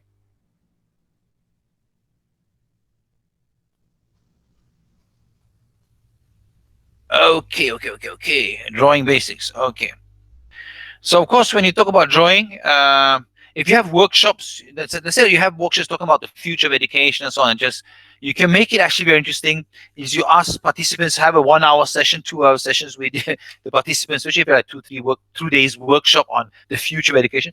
Ask them to visualize the future learning space or the future assessment space, and ask them actually to draw it out in a fun way, and then share their vision of the future of education. Is a fun way. This is where you can use paper or margin paper. You can use pen or you can use marker pens, and of course you can also use talk about for your lecture notes, which you talk about next workshop. And also now is you can use if you have a stylus. You don't have to use an iPad, but if you have an iPad, it's easier because that's what I'm using for next workshop.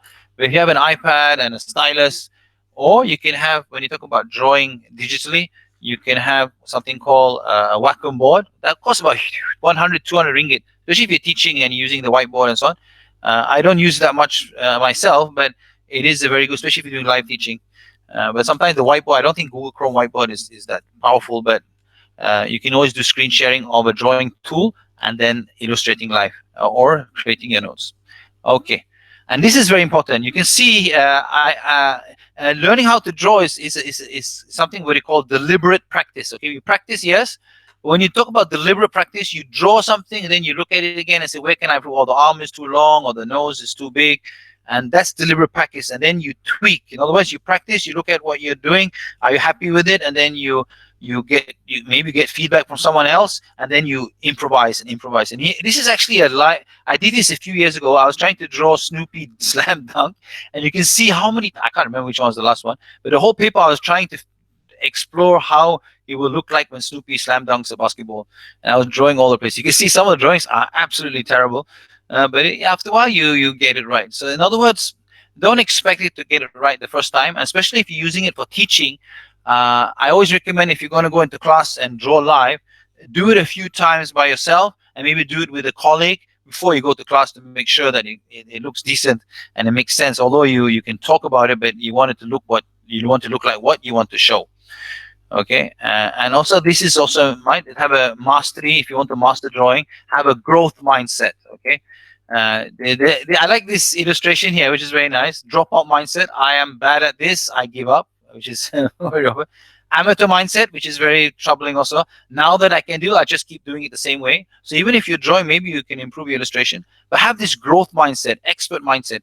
I'll keep pushing myself. There's always some way to do it better. That's a growth mindset. So even no matter how good you are, you always look for ways to improve, and you don't take it so much personally. You look at it as a skill. If you look at drawing as a skill, it's something that can be improved. If you look at it as a natural ability, you might be discouraged sometimes. But if you look at it as a skill, which is, drawing is actually a skill, you can improve drawing. Anyone can improve drawing by practice and tweaking and improving and learning and improving your lines and dots and so on. Okay, and don't focus too much on comparison. Focus more on progress. Am I making progress? Because if you start comparing yourself with others, there's always somebody who's better than you and so on. But I like to say, yeah, we do compare, but that's not driving you. What's driving you is, are you making progress? Are you enjoying the process? And if you're enjoying the progress, I mean, enjoying it and making progress, keep on doing it. Don't give up, because maybe you're a slow learner. Some people are fast learners, some people are slow learners. It doesn't mean that you'll catch up and even get better. It's just that you need more time on it. And that could be the aspect with drawing. Sometimes you're just a slow learner, but if you practice with it, okay? Okay, I'll skip this. Okay, so these are the building blocks in drawing, yeah? Okay, 7 basic elements. Can you draw this or not? I think you can. Lines. I mean, everybody can draw a circle line. Straight line might struggle a bit. So this is when you go for any professional drawing school, you will learn how to draw lines, straight lines, curved lines, circle lines. This is another one is the dots. Anybody can draw the dot, and the square, and the circle, and the triangle. Actually, if you look at these basic shapes, most two-dimensional drawings you can do with the 7 basic shapes. So if you can draw this, you can draw anything. It's like Lego. It's like combining them. Just look at this. This is just an example of a stick figure using circles, basic line. You can see here.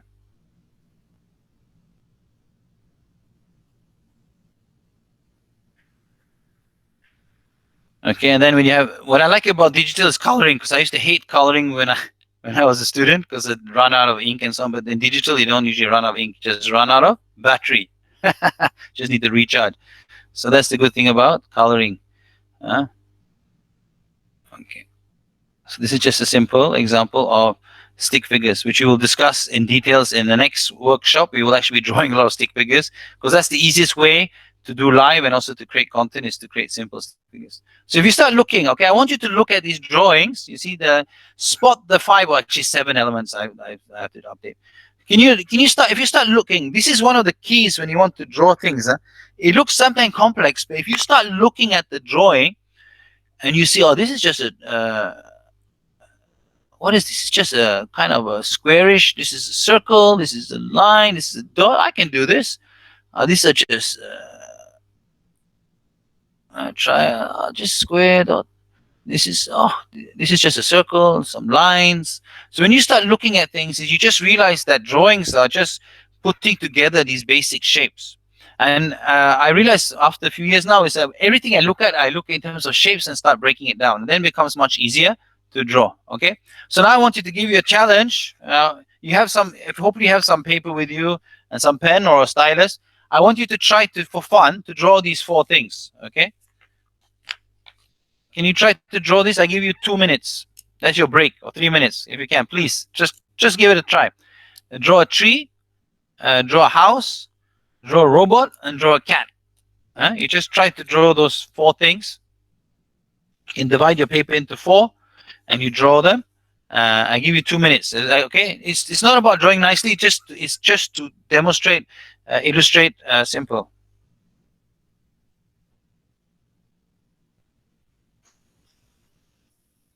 Okay, I'll draw so I make sure that you have enough time. So try to draw.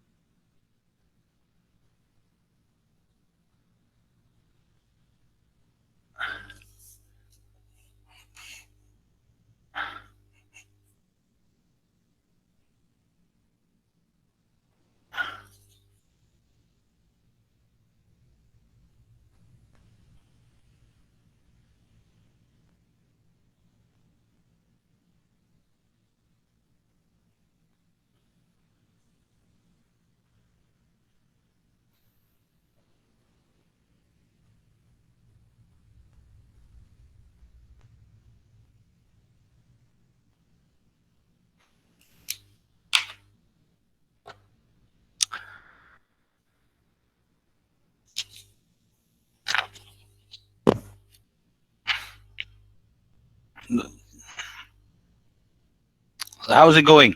So after when you finish your drawing, I will stop sharing now. If you can draw a tree, house, robot, and a cat, we can share it to each other just for fun to see what we have drawn. And the reason I'm showing you to draw these 3 things, because these things can have impact if you use it on, for example, just drawing on a whiteboard, for example. Okay, I'm going to stop sharing here.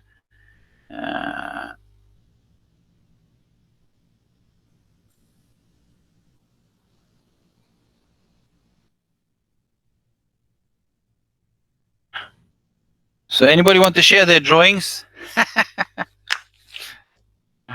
Oh, shared in the Padlet. Okay, okay. Let me check in the Padlet. Okay, but the other ones, let's see the Padlet. Oh, I have, okay, okay, nice. Okay, great. While waiting, I'll do I can share on the Padlet. Okay, let's just, some people are sharing the Padlet. That's great. Okay, let me just do it again. While waiting. When you're ready, it would be nice if everybody could share on the screen. Usually, if a very active group, we can do a screenshot and just have as a memory. Okay, so here you can see here too, Atira. Atira did 2 drawings here. One here is the teaching. What is these yellow dots? Yeah, very nice. This is a cat, house, tree, and a robot. Very nice. Simple drawings. It's not. It conveys the meaning. That's the most important when you're using it for teaching. It doesn't have to be a Mona Lisa or anything like that. Okay. Anybody want to share the video, or this is just an example. I draw very straightforward. Okay. Anybody want to share their video? I don't have a camera. Yeah, but thanks. You shared it on the Padlet. Nobody wants to share. Okay. This is what I like about face-to-face workshop, because you can't run away. Anyway, but most important, you try it out. Now, the reason I'm actually drawing this again, these 4 items is, once you can draw, for example, this is when we talk about visual vocabulary. Once you can draw a tree, I want to ask you now in the chat box, what can a tree represent in terms when you're teaching? What can a tree represent? Just besides being a tree. Say, for example, I'm on the whiteboard, I draw a tree. It could represent something, right? So what can a tree represent, for example? Let's try in the chat box. What can nature, okay? Wahib, Dr. Wahib says, nature, base, shade, nature, okay? Think about in terms of nature, okay? Tree can, nature can. But what about, okay, as with the mind, a tree can represent what? Strength, okay? I'm talking about strength, right? You see? So if you can draw a simple tree, instead of saying strength, you can ask the students, what is this? What does this represent on us? How can you reflect, this tree can reflect on us, right? Strength, it can be growth mindset, right? It starts with the seed. So you can actually draw the seed first. What is this? And then you draw the tree coming up. So you understand that life, it starts with the seed. It's so simple, right? But it become a tree that can become 100 meters tall, but just from that little seed, inside the secrets of that. So by just drawing a tree, you can create this great discussion, okay? So let's look at the next one. A robot, okay? You have a robot. You can draw simple, go on the whiteboard, draw a robot. And you can ask the class, what's happening here? What's happening? What do you see in this drawing? And they say, okay, so what is robot? Okay, the Muhammad Ahmed said growth. Okay, what can a robot represent? The future. Okay, Elma says the future, technology, right? So make it more interesting. So instead of just coming to class showing some pictures of a technology, you can just draw a robot. What does this mean to me? Transhumanism, intan sabri. So what does this robot means to me, or to us? What does it mean to the world, the future world, right? And automation. You can take my job. Can a robot become a teacher? So you can create all this discussion by just a simple outline drawing. Okay. Okay. So what about the house? What can the house mean? You draw a house. So what can a house mean? For example, you draw a house. This is not a fantastic. Look at it. Look at it. It's just the most simple, basic house, right? You go to the whiteboard, draw a house. You talk about, okay, this is a house. What does it mean for our life? Family, home. Right. Family. So you can, what I'm saying is sometimes with just simple illustration, you can create all this discussion, safety, right? Security. I just want to go home now. Why are you not at home? Why you can attend from home? Thinking of a safe haven. Okay. So that's okay. Stability. So you see that just a simple drawing can create that curiosity, can create that thinking. What we want is to make the subject sometimes less dry. So of course you can practice a bit before you go to class. So if you're teaching professionalism or you're teaching, You're like, the human body is nice. You just draw a part of the body, you ask this participant to guess what part of the body is this, like what I did with the brain just now, right? Stability. So what about the cat? Okay, what does the cat? And this is just a what does the cat? And you draw it. Doesn't have to be a nice cat. Okay, I just draw a very simple cat. What is the cat? Companionship. The cat or house. Okay. What does a cat mean? Garfield. Okay, I can draw Garfield. I usually have the Garfield test. Okay, what about else? Cat. What is a cat? What is the character of a cat? If you ask, if you want to say men or women, which one is the cat? A man or a woman? Who's more like a cat? A man or a woman? Cuddly, adorable, innocent, smart. Okay, cat. Share woman. Why? But the thing is here, love. Cat is love. You know the thing about the cat? There's actually a test that when you draw a cat, you can what kind of personality you are. There's actually a cat test. So if you draw the cat, I'm not going to go into that. But if you draw a cat certain ways, it tells you something about you as a person. Are you a daring person or a laid-back introvert, extrovert? But anyway, so small drawing sometimes can bring to life the class. I just want to share some examples. Share the link about the cat. I have to Google it. I can't remember. This was I attended this NLP workshop and we drew a cat and he was telling us about ourselves. You can just Google it. But it was so funny. I drew a cat and he was like, looking at it, this is your personality based on how you draw a cat. But I don't agree 100% in that, but it does reflect. If you draw, for example, if you draw a cat facing forward, you're more, sorry. If you draw a cat, it's not about the beauty of the cat. If you draw a cat facing forward, you're more daring, proactive. If you draw sideways, you're a bit more reserved. And if you draw the buntut or the back of the cat, you're a scaredy cat. No, but it was like that basically. But it was really funny. But it can reflect a bit on the way you draw the person, your kind of personality, where you're very pushing forward or pushing back. Okay. So that's cat. Okay, so basic shapes. Okay. So I'm going to share with you some things. Let's do share screen again. Okay, entire screen. Okay, let's share again.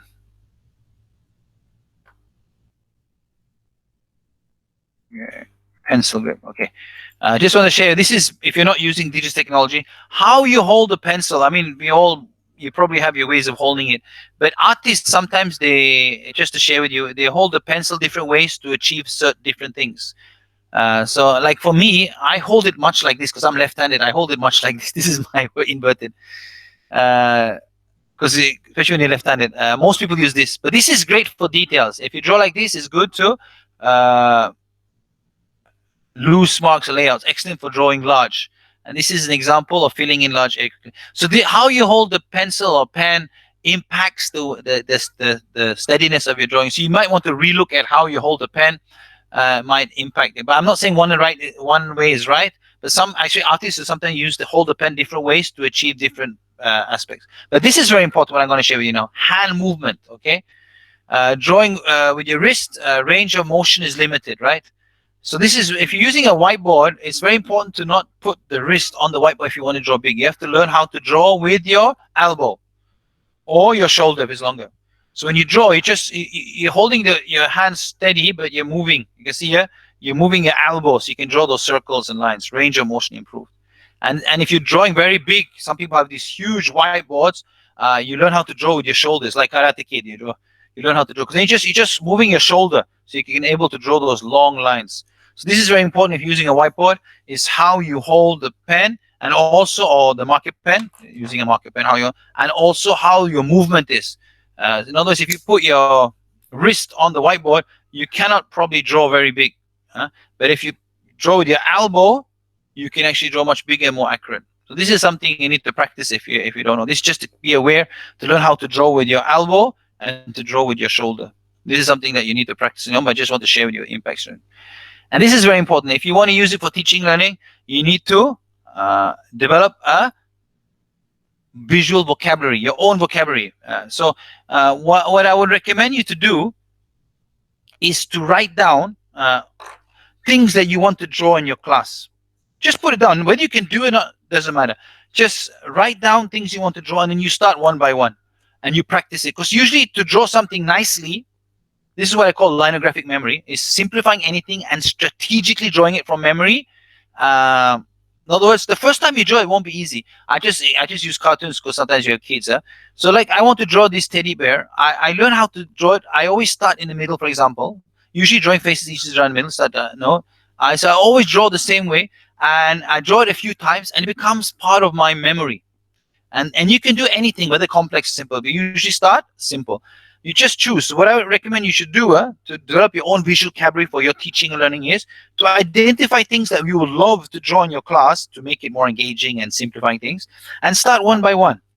And remember one thing is that the first time you draw it, it's probably going to look terrible. You do it a few times, and when you get it right, you take away the piece of paper, put it aside, and you draw it from memory. And it doesn't matter if you get it wrong, you draw it a few times. And the fun thing is that if you do this, after say a few weeks or maybe 1 month, you have in your visual vocabulary, you have maybe 10 or 15 things that you can draw in class, and that will stick maybe for years if you've done it enough times. And it's like cycling, that's the beauty of it. So just pick a few things instead of saying I can't draw. Choose, identify things you would love to draw in class to simplify the learning and make it more engaging, and you start one by one and you practice it. So I recommend, from my own experience, to draw something nicely from memory, probably have to do it about 10, 15 times by yourself, and then try it out with your colleague or maybe your kids, and you draw it on a whiteboard just to make sure you're comfortable and confident, and then you go to class and do it. In other words, you develop your own visual vocabulary. But it needs to do it a few times. This is the trick. A lot of people do it once, say I cannot do it. It doesn't work like that. Even the best in the world need to draw something a few times before it becomes easy to do and do it from memory. Okay? So here are just some examples. Like an idea, instead of writing the word idea, you can draw a bulb, a simple bulb. Risk, you can draw a bomb. Danger, this is very easy. Just draw a few lines and then the shark. Time, you can do a clock. Target is very standard. Balance, you can draw this. You're going to have a break, you can just draw coffee. Or you want to have a roadmap, you can do like this. Or you can do teamwork and just draw a few stick figures. These are just some examples. But what is important here is to develop your own, just an example of visual alphabet, to develop your own vocabulary for your subject. In other words, you don't need to be able to draw everything, but just be able to draw what is relevant for your teaching and learning. And the first stage is what? Is to identify things that you would like to draw in class instead of just showing it as an image or something that you think will be very helpful for the student, very engaging, and also be able to simplify something and create that connection with the student. So start identifying. So maybe what you can do is, if you're attending the next workshop on the 17th, is that now you start identify things that you would like to draw, and then we can discuss it in the next workshop, whether you want to draw it before class or you want to draw it during class. But start identifying your subject. What are the things that you would like to draw? Okay. Create a list of key concept, process, and ideas that you would love to draw for your subject as you teach. So that's your activity. So what we can do now is, in the discussion, just try to think of one thing that you would love to draw in class that you never tried. Just think of one thing. And that can be your challenge, and make that as your challenge. Even after this workshop, I'm going to do this. This is the only thing I benefit from this workshop. I challenge myself to draw this in class. So think of one thing and please share in the chat box.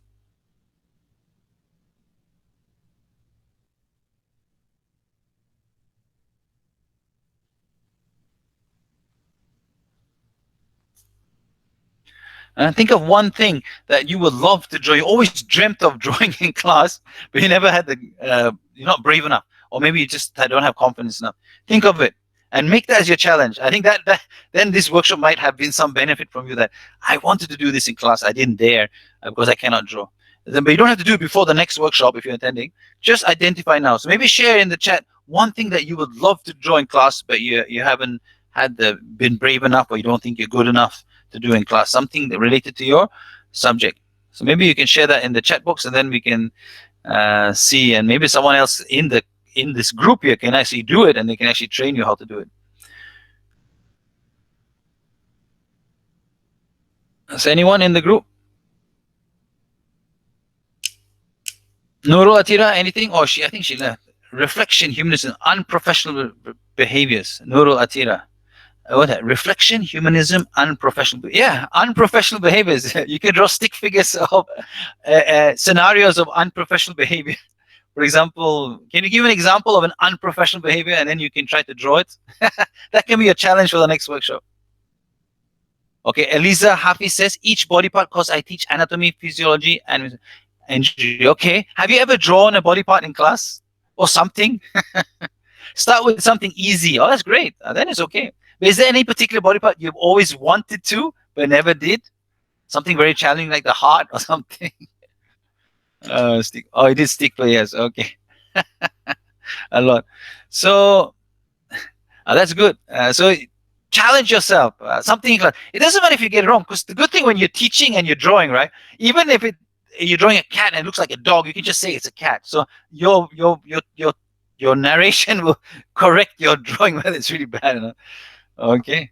But, so even if you're trying to draw something, drawing a air and it looks like a nose, but you're already saying it. So even if the drawing gets kind of messed up, you're already saying it correctly. So you don't confuse them, okay? But it's about creating that connection and engagement. I think that's really the key. Yeah? Okay. So what I'm going to do now for the next 10 minutes, I'm just going to talk a bit more. I'm going to show you on digital technology, and then we're going to have 10 minutes Q&A. We have to finish by 12 o'clock because we've got Friday prayers and for the whoever's going and so on. But then hopefully you attend the next workshop. We will be drawing most of it. We'll be talking about visual notes and how we can do that. I'll share my experience and how I draw, because I've done hundreds. Now I've done hundreds of drawings. It's about bringing to life your visualization. So let me just share the screen. Okay, entire screen. Okay, let's go back to the slides. Okay, digital drawing. Okay, we are digital. Why digital drawing? Okay, so I'm going to share with you some interesting stuff here. Okay, why digital drawing? Do you know who this is? Okay, this is we're running a bit short of time. This is actually Salman Khan from Khan Academy. This is how he teach. And now he's probably got a bit more expensive on this. I think it's all vision. So he would actually do his research, and you use this vacuum board like this one, vacuum board, or maybe a different brand, and then you stylus. He will just draw. That his drawing is actually not so great, but he, of course, the way he explains is so simplified and it's so engaging and so on. So this is something that you can do. And he used to use Microsoft Paint. I think now he uses a different drawing tool. He just used Microsoft Paint. He used a screen capture software to capture the screen recording. And then he just used any drawing app, and he will draw and he will talk, and then he'll craft the narration, and then you'll create this content. This is just one example. And you can see here, these are some of the drawings. We've seen some of the drawings. This is me, actually. I tried Islamic calligraphy. I've done quite a lot, about 20, 30 drawings, 25 drawings, I think, on Islamic calligraphy. We can talk about that later, how to do that. This is one of my drawings, actually, Islamic calligraphy. I'm not an expert, but this one I tried. I drew myself. I didn't trace at all. Takes a long time. You can trace if you worry about the text, because you have to worry about the nukta and so on. This is an example. They drew with their fingers. They didn't have a. See how nice their drawing is, but they actually drew with their fingers because they didn't have a stylus on the iPad. She drew with the computer, not easy. They drew with the phone, so you can use multiple devices. So you can have something like this, and you can see here. Here's drawing and teaching. Okay. A lot of tools. Actually, Keynote, if you go for any Apple training, they'll teach you to draw with Keynote, very popular. Or Taya Su Sketches School, okay? Procreate is okay, but it's commercial. There's a lot of other software here. You can draw in PowerPoint, but very limited. You can use Jamboard. You can use OpenBoard. Maybe we'll look at Jamboard next week. But this is, I use this. Actually, I've been quite lazy. I started using this, and I've been using this for 2 years. Autodesk Sketchbook, which is a free tool. It runs on multiple devices. We don't have to worry about if it's on a Microsoft or Android or Apple. You can actually download it and you can run it on your device, whether it's a phone or iPad or even a computer. Autodesk Sketchbook is what I use, and I will share with you a bit now and the reasons. Okay, so let's explore. I'm just going to show some videos, and next week I'll probably use my iPad. I'll go in with my iPad and we do screen sharing, and I will show you, and we'll have fun drawing different things together. Okay. So here's Autodesk Sketchbook. I'll just show you some example. This is one of the reasons why, if you don't want to do physical, drawing live, you worry about your steadiness. Digital technology has something called predictive stroke, and most good drawing tools have that. So let's just show an example. When you draw freehand, it's not so clear. You can see here. You're drawing it, okay. But when you have predictive stroke, which most tools don't have that, it straightens your lines, so you can perfect the lines, so you can look a bit more professional in that sense. You can see here, so you can draw it live straight. Okay. So, and another thing is tracing. This is if you're doing anatomy and all that. I don't recommend tracing for creativity. It will actually kill creativity. But sometimes you need to draw things that needs perspective. Like, for example, if you want to draw the human body or hand, you want to get the perfect dimensions on. Sometimes it's better to trace. Of course, you need to worry about copyright, but we can talk about that in the Q&A. This is just an example of a teddy bear. So I'm drawing a teddy bear here. I'm actually not going to, I just want the outline. So what I do is I blur it. I create another layer on top. You can see there's another layer here. And then I just outline the drawing. I just wanted the head. So this is just an example tracing. I'm using predictive stroke, right? So I get the perfect, kind of nearly perfect line circled and so on. And this is just an example of me creating my own teddy bear from that teddy bear. So then I color it. So it doesn't look 100% the same. But of course, the thing is you want to be innovative. So what you see here from the same teddy bear, and this is the one, you can actually innovate. Well, you're just using the outline because you wanted to create that nice round face and the nose, but you change the eyes. You can just see examples. So this is on tracing. And we'll look at that. I think when you talk about medical, you want to get the dimensions correct, the head, and so sometimes tracing will be very helpful. But what you can do is you can be original even if you trace, because you're not capturing exactly the same. Maybe you just want the skull, you don't want as many labels, you don't want any labels at all. You just want to show the student and want them to guess. So you can do all that by tracing, which is very helpful. So this is two things we've talked about: predictive stroke, which is very powerful to show, tracing, and of course coloring. I used to hate coloring, but now I love coloring. I'm just going to speed up this video here. You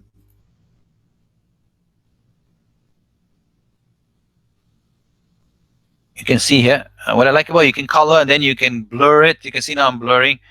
So you can create this very nice background within a few minutes and so on. So this is the beauty of, it will take you hours if you do it naturally. And you have so many different pens. We'll talk about all these different kind of pens that you can do. It's just amazing. Okay. And then layers. Of course, with drawing, in normal drawing, you don't have layers. Here you have layers. So when you have layers, later what you can do is, I teach you and then teach you to draw.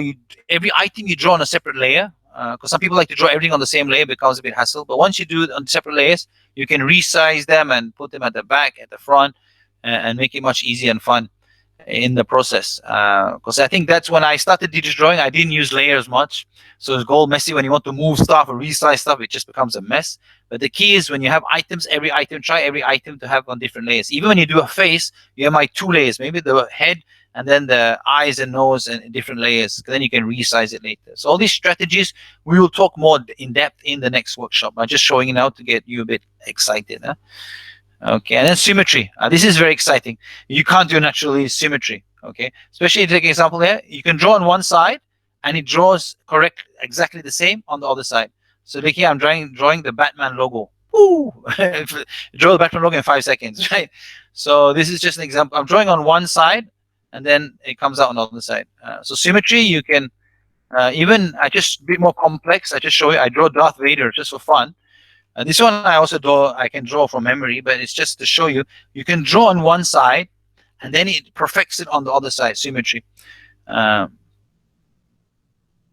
So this is very nice, which is because sometimes when you're drawing, especially doing engineering, you want to draw one side, you want exactly the same on the other side.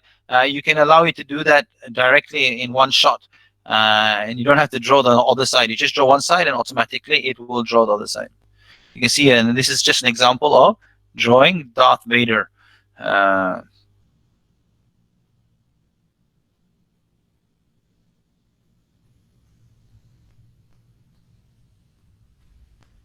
And I'm using predictive strokes, so you get that nice line. Sometimes you want to have those nice lines, especially if you're doing architectural engineering or something that you want to have looks a bit more professional. This is because I think one of the things that artists need to learn is how to draw perfect circles, lines, and curves and all that. But this is where digital technology can speed up the process. Even if you don't know how to do it, it can do it for you. Okay. Example. And then you have symmetry. You can do multiple dimensions. You can draw things like this within seconds, actually. If you want this kind of Islamic designs with symmetry and so on, you can. I just want to show you quickly this one. It's really nice. Oh, no, this is not the one. Sorry. This is not the one. Sorry. I don't have. Okay. And this is the last thing I want to show you before we go to Q&A and summarize. The thing is, this is actually a slide given at UIA conference about the 16 core values in Malaysian education. So this is what was presented, okay? Whether it's good or not, he's an older guy, of course, he doesn't know technology and so on, but it's such an important slide. So what I did is I tried to draw it. So this is actually the same slide, but I tried to, just using stick figures, I draw the 16 core values. And once you've drawn them, you can actually make each one an individual slide also. This is the fun by just using simple stick figures, and you can transform something like this into this with a bit of practice, of course. Okay. And of course, you can do Islamic calligraphy. If somebody wants to learn that, I'm not. The funny thing, this is my first time you're doing Islamic calligraphy. If you want to learn, I can teach, but I don't have a certificate. I'm not an expert in Islamic calligraphy, but I learned it within a few weeks by using digital drawing and creatively writing it using predictive stroke. These are just some examples. And of course, coloring. Okay. And of course, it's drawing also helps you relieve stress and relaxing and so on. Okay.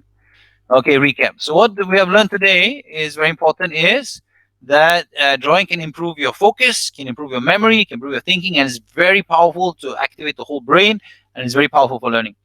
Secondly, for teaching, I hope you discovered that if you not know, it's an amazing tool to connect and engage people. It's amazing. And also to simplify complexity. Sometimes to solve big problems or create those aha moments, it's very good to simplify. And of course, inspire. And then in terms of innovation, is to bring to life your ideas, your imagination. And when you do this, one of the things to be more creative is to be relaxed and have fun. And this is what innovation does when you do use drawing in the innovation process. That's why I say when you have these workshops, talking about the future of education, having a 1 hour session drawing out the future is a very fun way, icebreaker, and to bring to life the whole workshop. So this is just some examples. Okay, I will share links about different groups. I have a Learning Innovation Circle. Okay, I will stop there. I will share the links. Okay, so I think that's enough for today about me talking. This is an app, yes. I will share the link. Okay, let's do the link here. Any other questions before? Maybe you want to ask about to make you excited about the next workshop if you want to attend. Okay, here's the sketch. Let me just. Here's the link to the app that I use to draw with. That we'll be using next workshop. There are many drawing apps. I'm not recommending exactly, but this is the one I've been using. I know best. To use every single image that you've seen I've drawn has been used with this sketchbook, so that I know that one best. It's like PowerPoint and Keynote. There are other tools that may be better also, but I'm comfortable with that one. So I'm not saying that it's necessarily the best, but this is the one that I'm comfortable with to do visual notes. So I hope that you've been exposed to some of the things, and in the next workshop we'll be actually drawing. But if you're attending the next workshop and you're here, it would be great if you can outline some of the things that you want to draw, or you want to digitalize, draw on how to do visual notes. But please ask questions now. I think it's a good time to ask questions. If you have any doubts, any things that you wanted me to cover that I didn't cover, it'll be a good time. We have another 5 minutes before I pass it over to Ade. Any questions?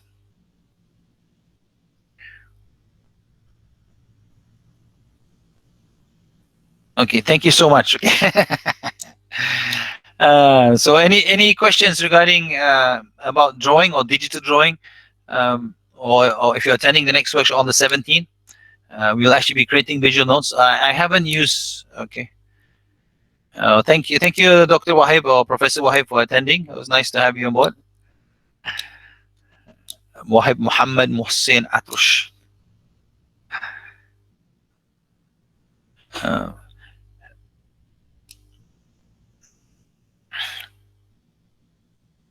Okay. Anyone else? Any questions? Oh, thank you very much for attending and being a good learner, Dr. Mohad Huzairi.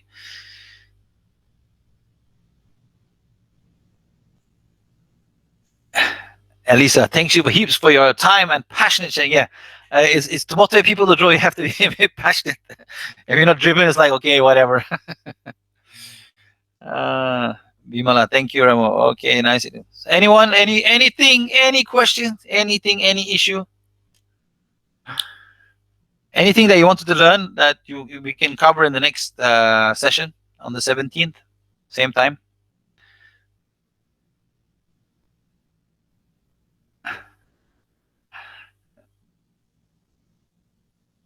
We'll start drawing. Okay, that's motivation. Okay, we have one there. Okay, write down one. We'll start drawing here. Eliza, please share with me. Yeah. If you want to contact me, let me just share. Yeah, if you want to contact me, I will share with you my Gmail. Actually, you can just look me up on Facebook also. Worst case scenario, you can look me up on Facebook. But I'll just share my email if you want. I'm not very active on email anymore. Okay. Or okay, since it's such a small group, I can share my phone number if you want to WhatsApp me anything. My number, if you anything.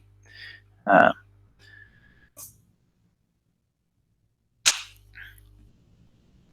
so you can contact me if you want to contact me anything. If you have a group of students in your faculty that wants to have, I mean, teachers in the faculty want to have in-depth training and me mentoring you in using a position, that's I'm also interested in that. If anybody group, that would be very nice. Working on make it as a project, because I think drawing is something you attend the workshop, you get excited, but whatever. So you need to have actually somebody to mentor you a bit more and make sure that especially in terms of, because you don't have to do it live in the class, you can do digital drawing for your visual notes, combining what you draw and what is available out there. And I think the biggest issue is originality and copyright. I think a lot of teachers, they create so much notes, but the visuals cannot be used anymore, because especially if they want to publish in their books and so on, they have to start from scratch again in terms of the visuals, because everything is copyrighted. So if you can actually create your own visuals, it'll help you a lot, in special of your publishing your stuff, your visuals, especially your visuals.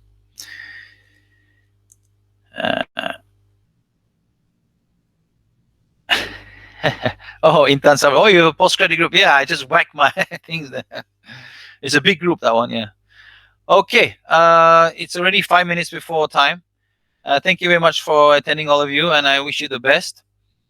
And of course, Adek, for inviting me again. Thank you very much. And hopefully we have the same group or more attending the next workshop.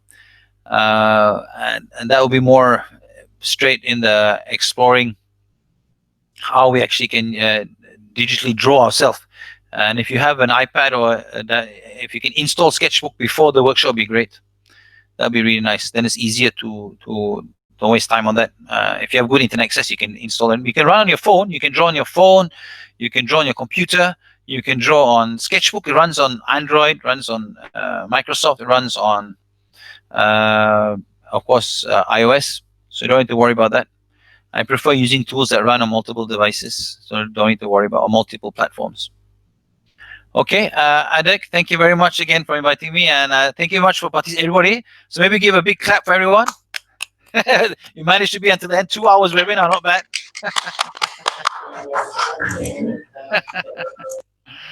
Yeah, thank you very much for attending. This is quite a long time since I've been in Google Meet again.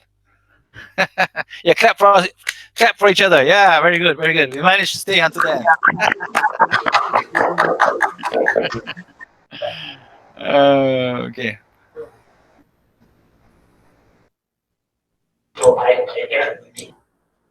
Okay, Dr. Huzaini, how do we go from here? Hi, Mr. Zaid. Umu here. Yeah. So, thank you for your interesting workshop and insightful ideas. So, we'll meet you back on 17th, Yep. 10 a.m. Yeah. So, we hope all the participants here can attend that session too, and invite more colleagues and friends to join. Yeah, and even if they have no background in this workshop, the next one is different. I mean, it's not core. You don't have to attend the previous one to benefit from the one on Thursday, on the 17th. Okay. So, what do we do now? Okay, bye. Okay. Yeah, thanks. Yeah, thank you. Inshallah, all the best. Inshallah. Wa alaikum assalam. Surah Al-Asr. Bismillah ar-Rahman ar-Rahim. Wa al-Asr. Inna al-insan khusr. Illa alladhina amanu wa tawasaw bil-haqqi wa tawasaw bis-sabr. Okay. Wa alaikum assalam wa rahmatullahi wa barakatuh. I see it's still recording, so.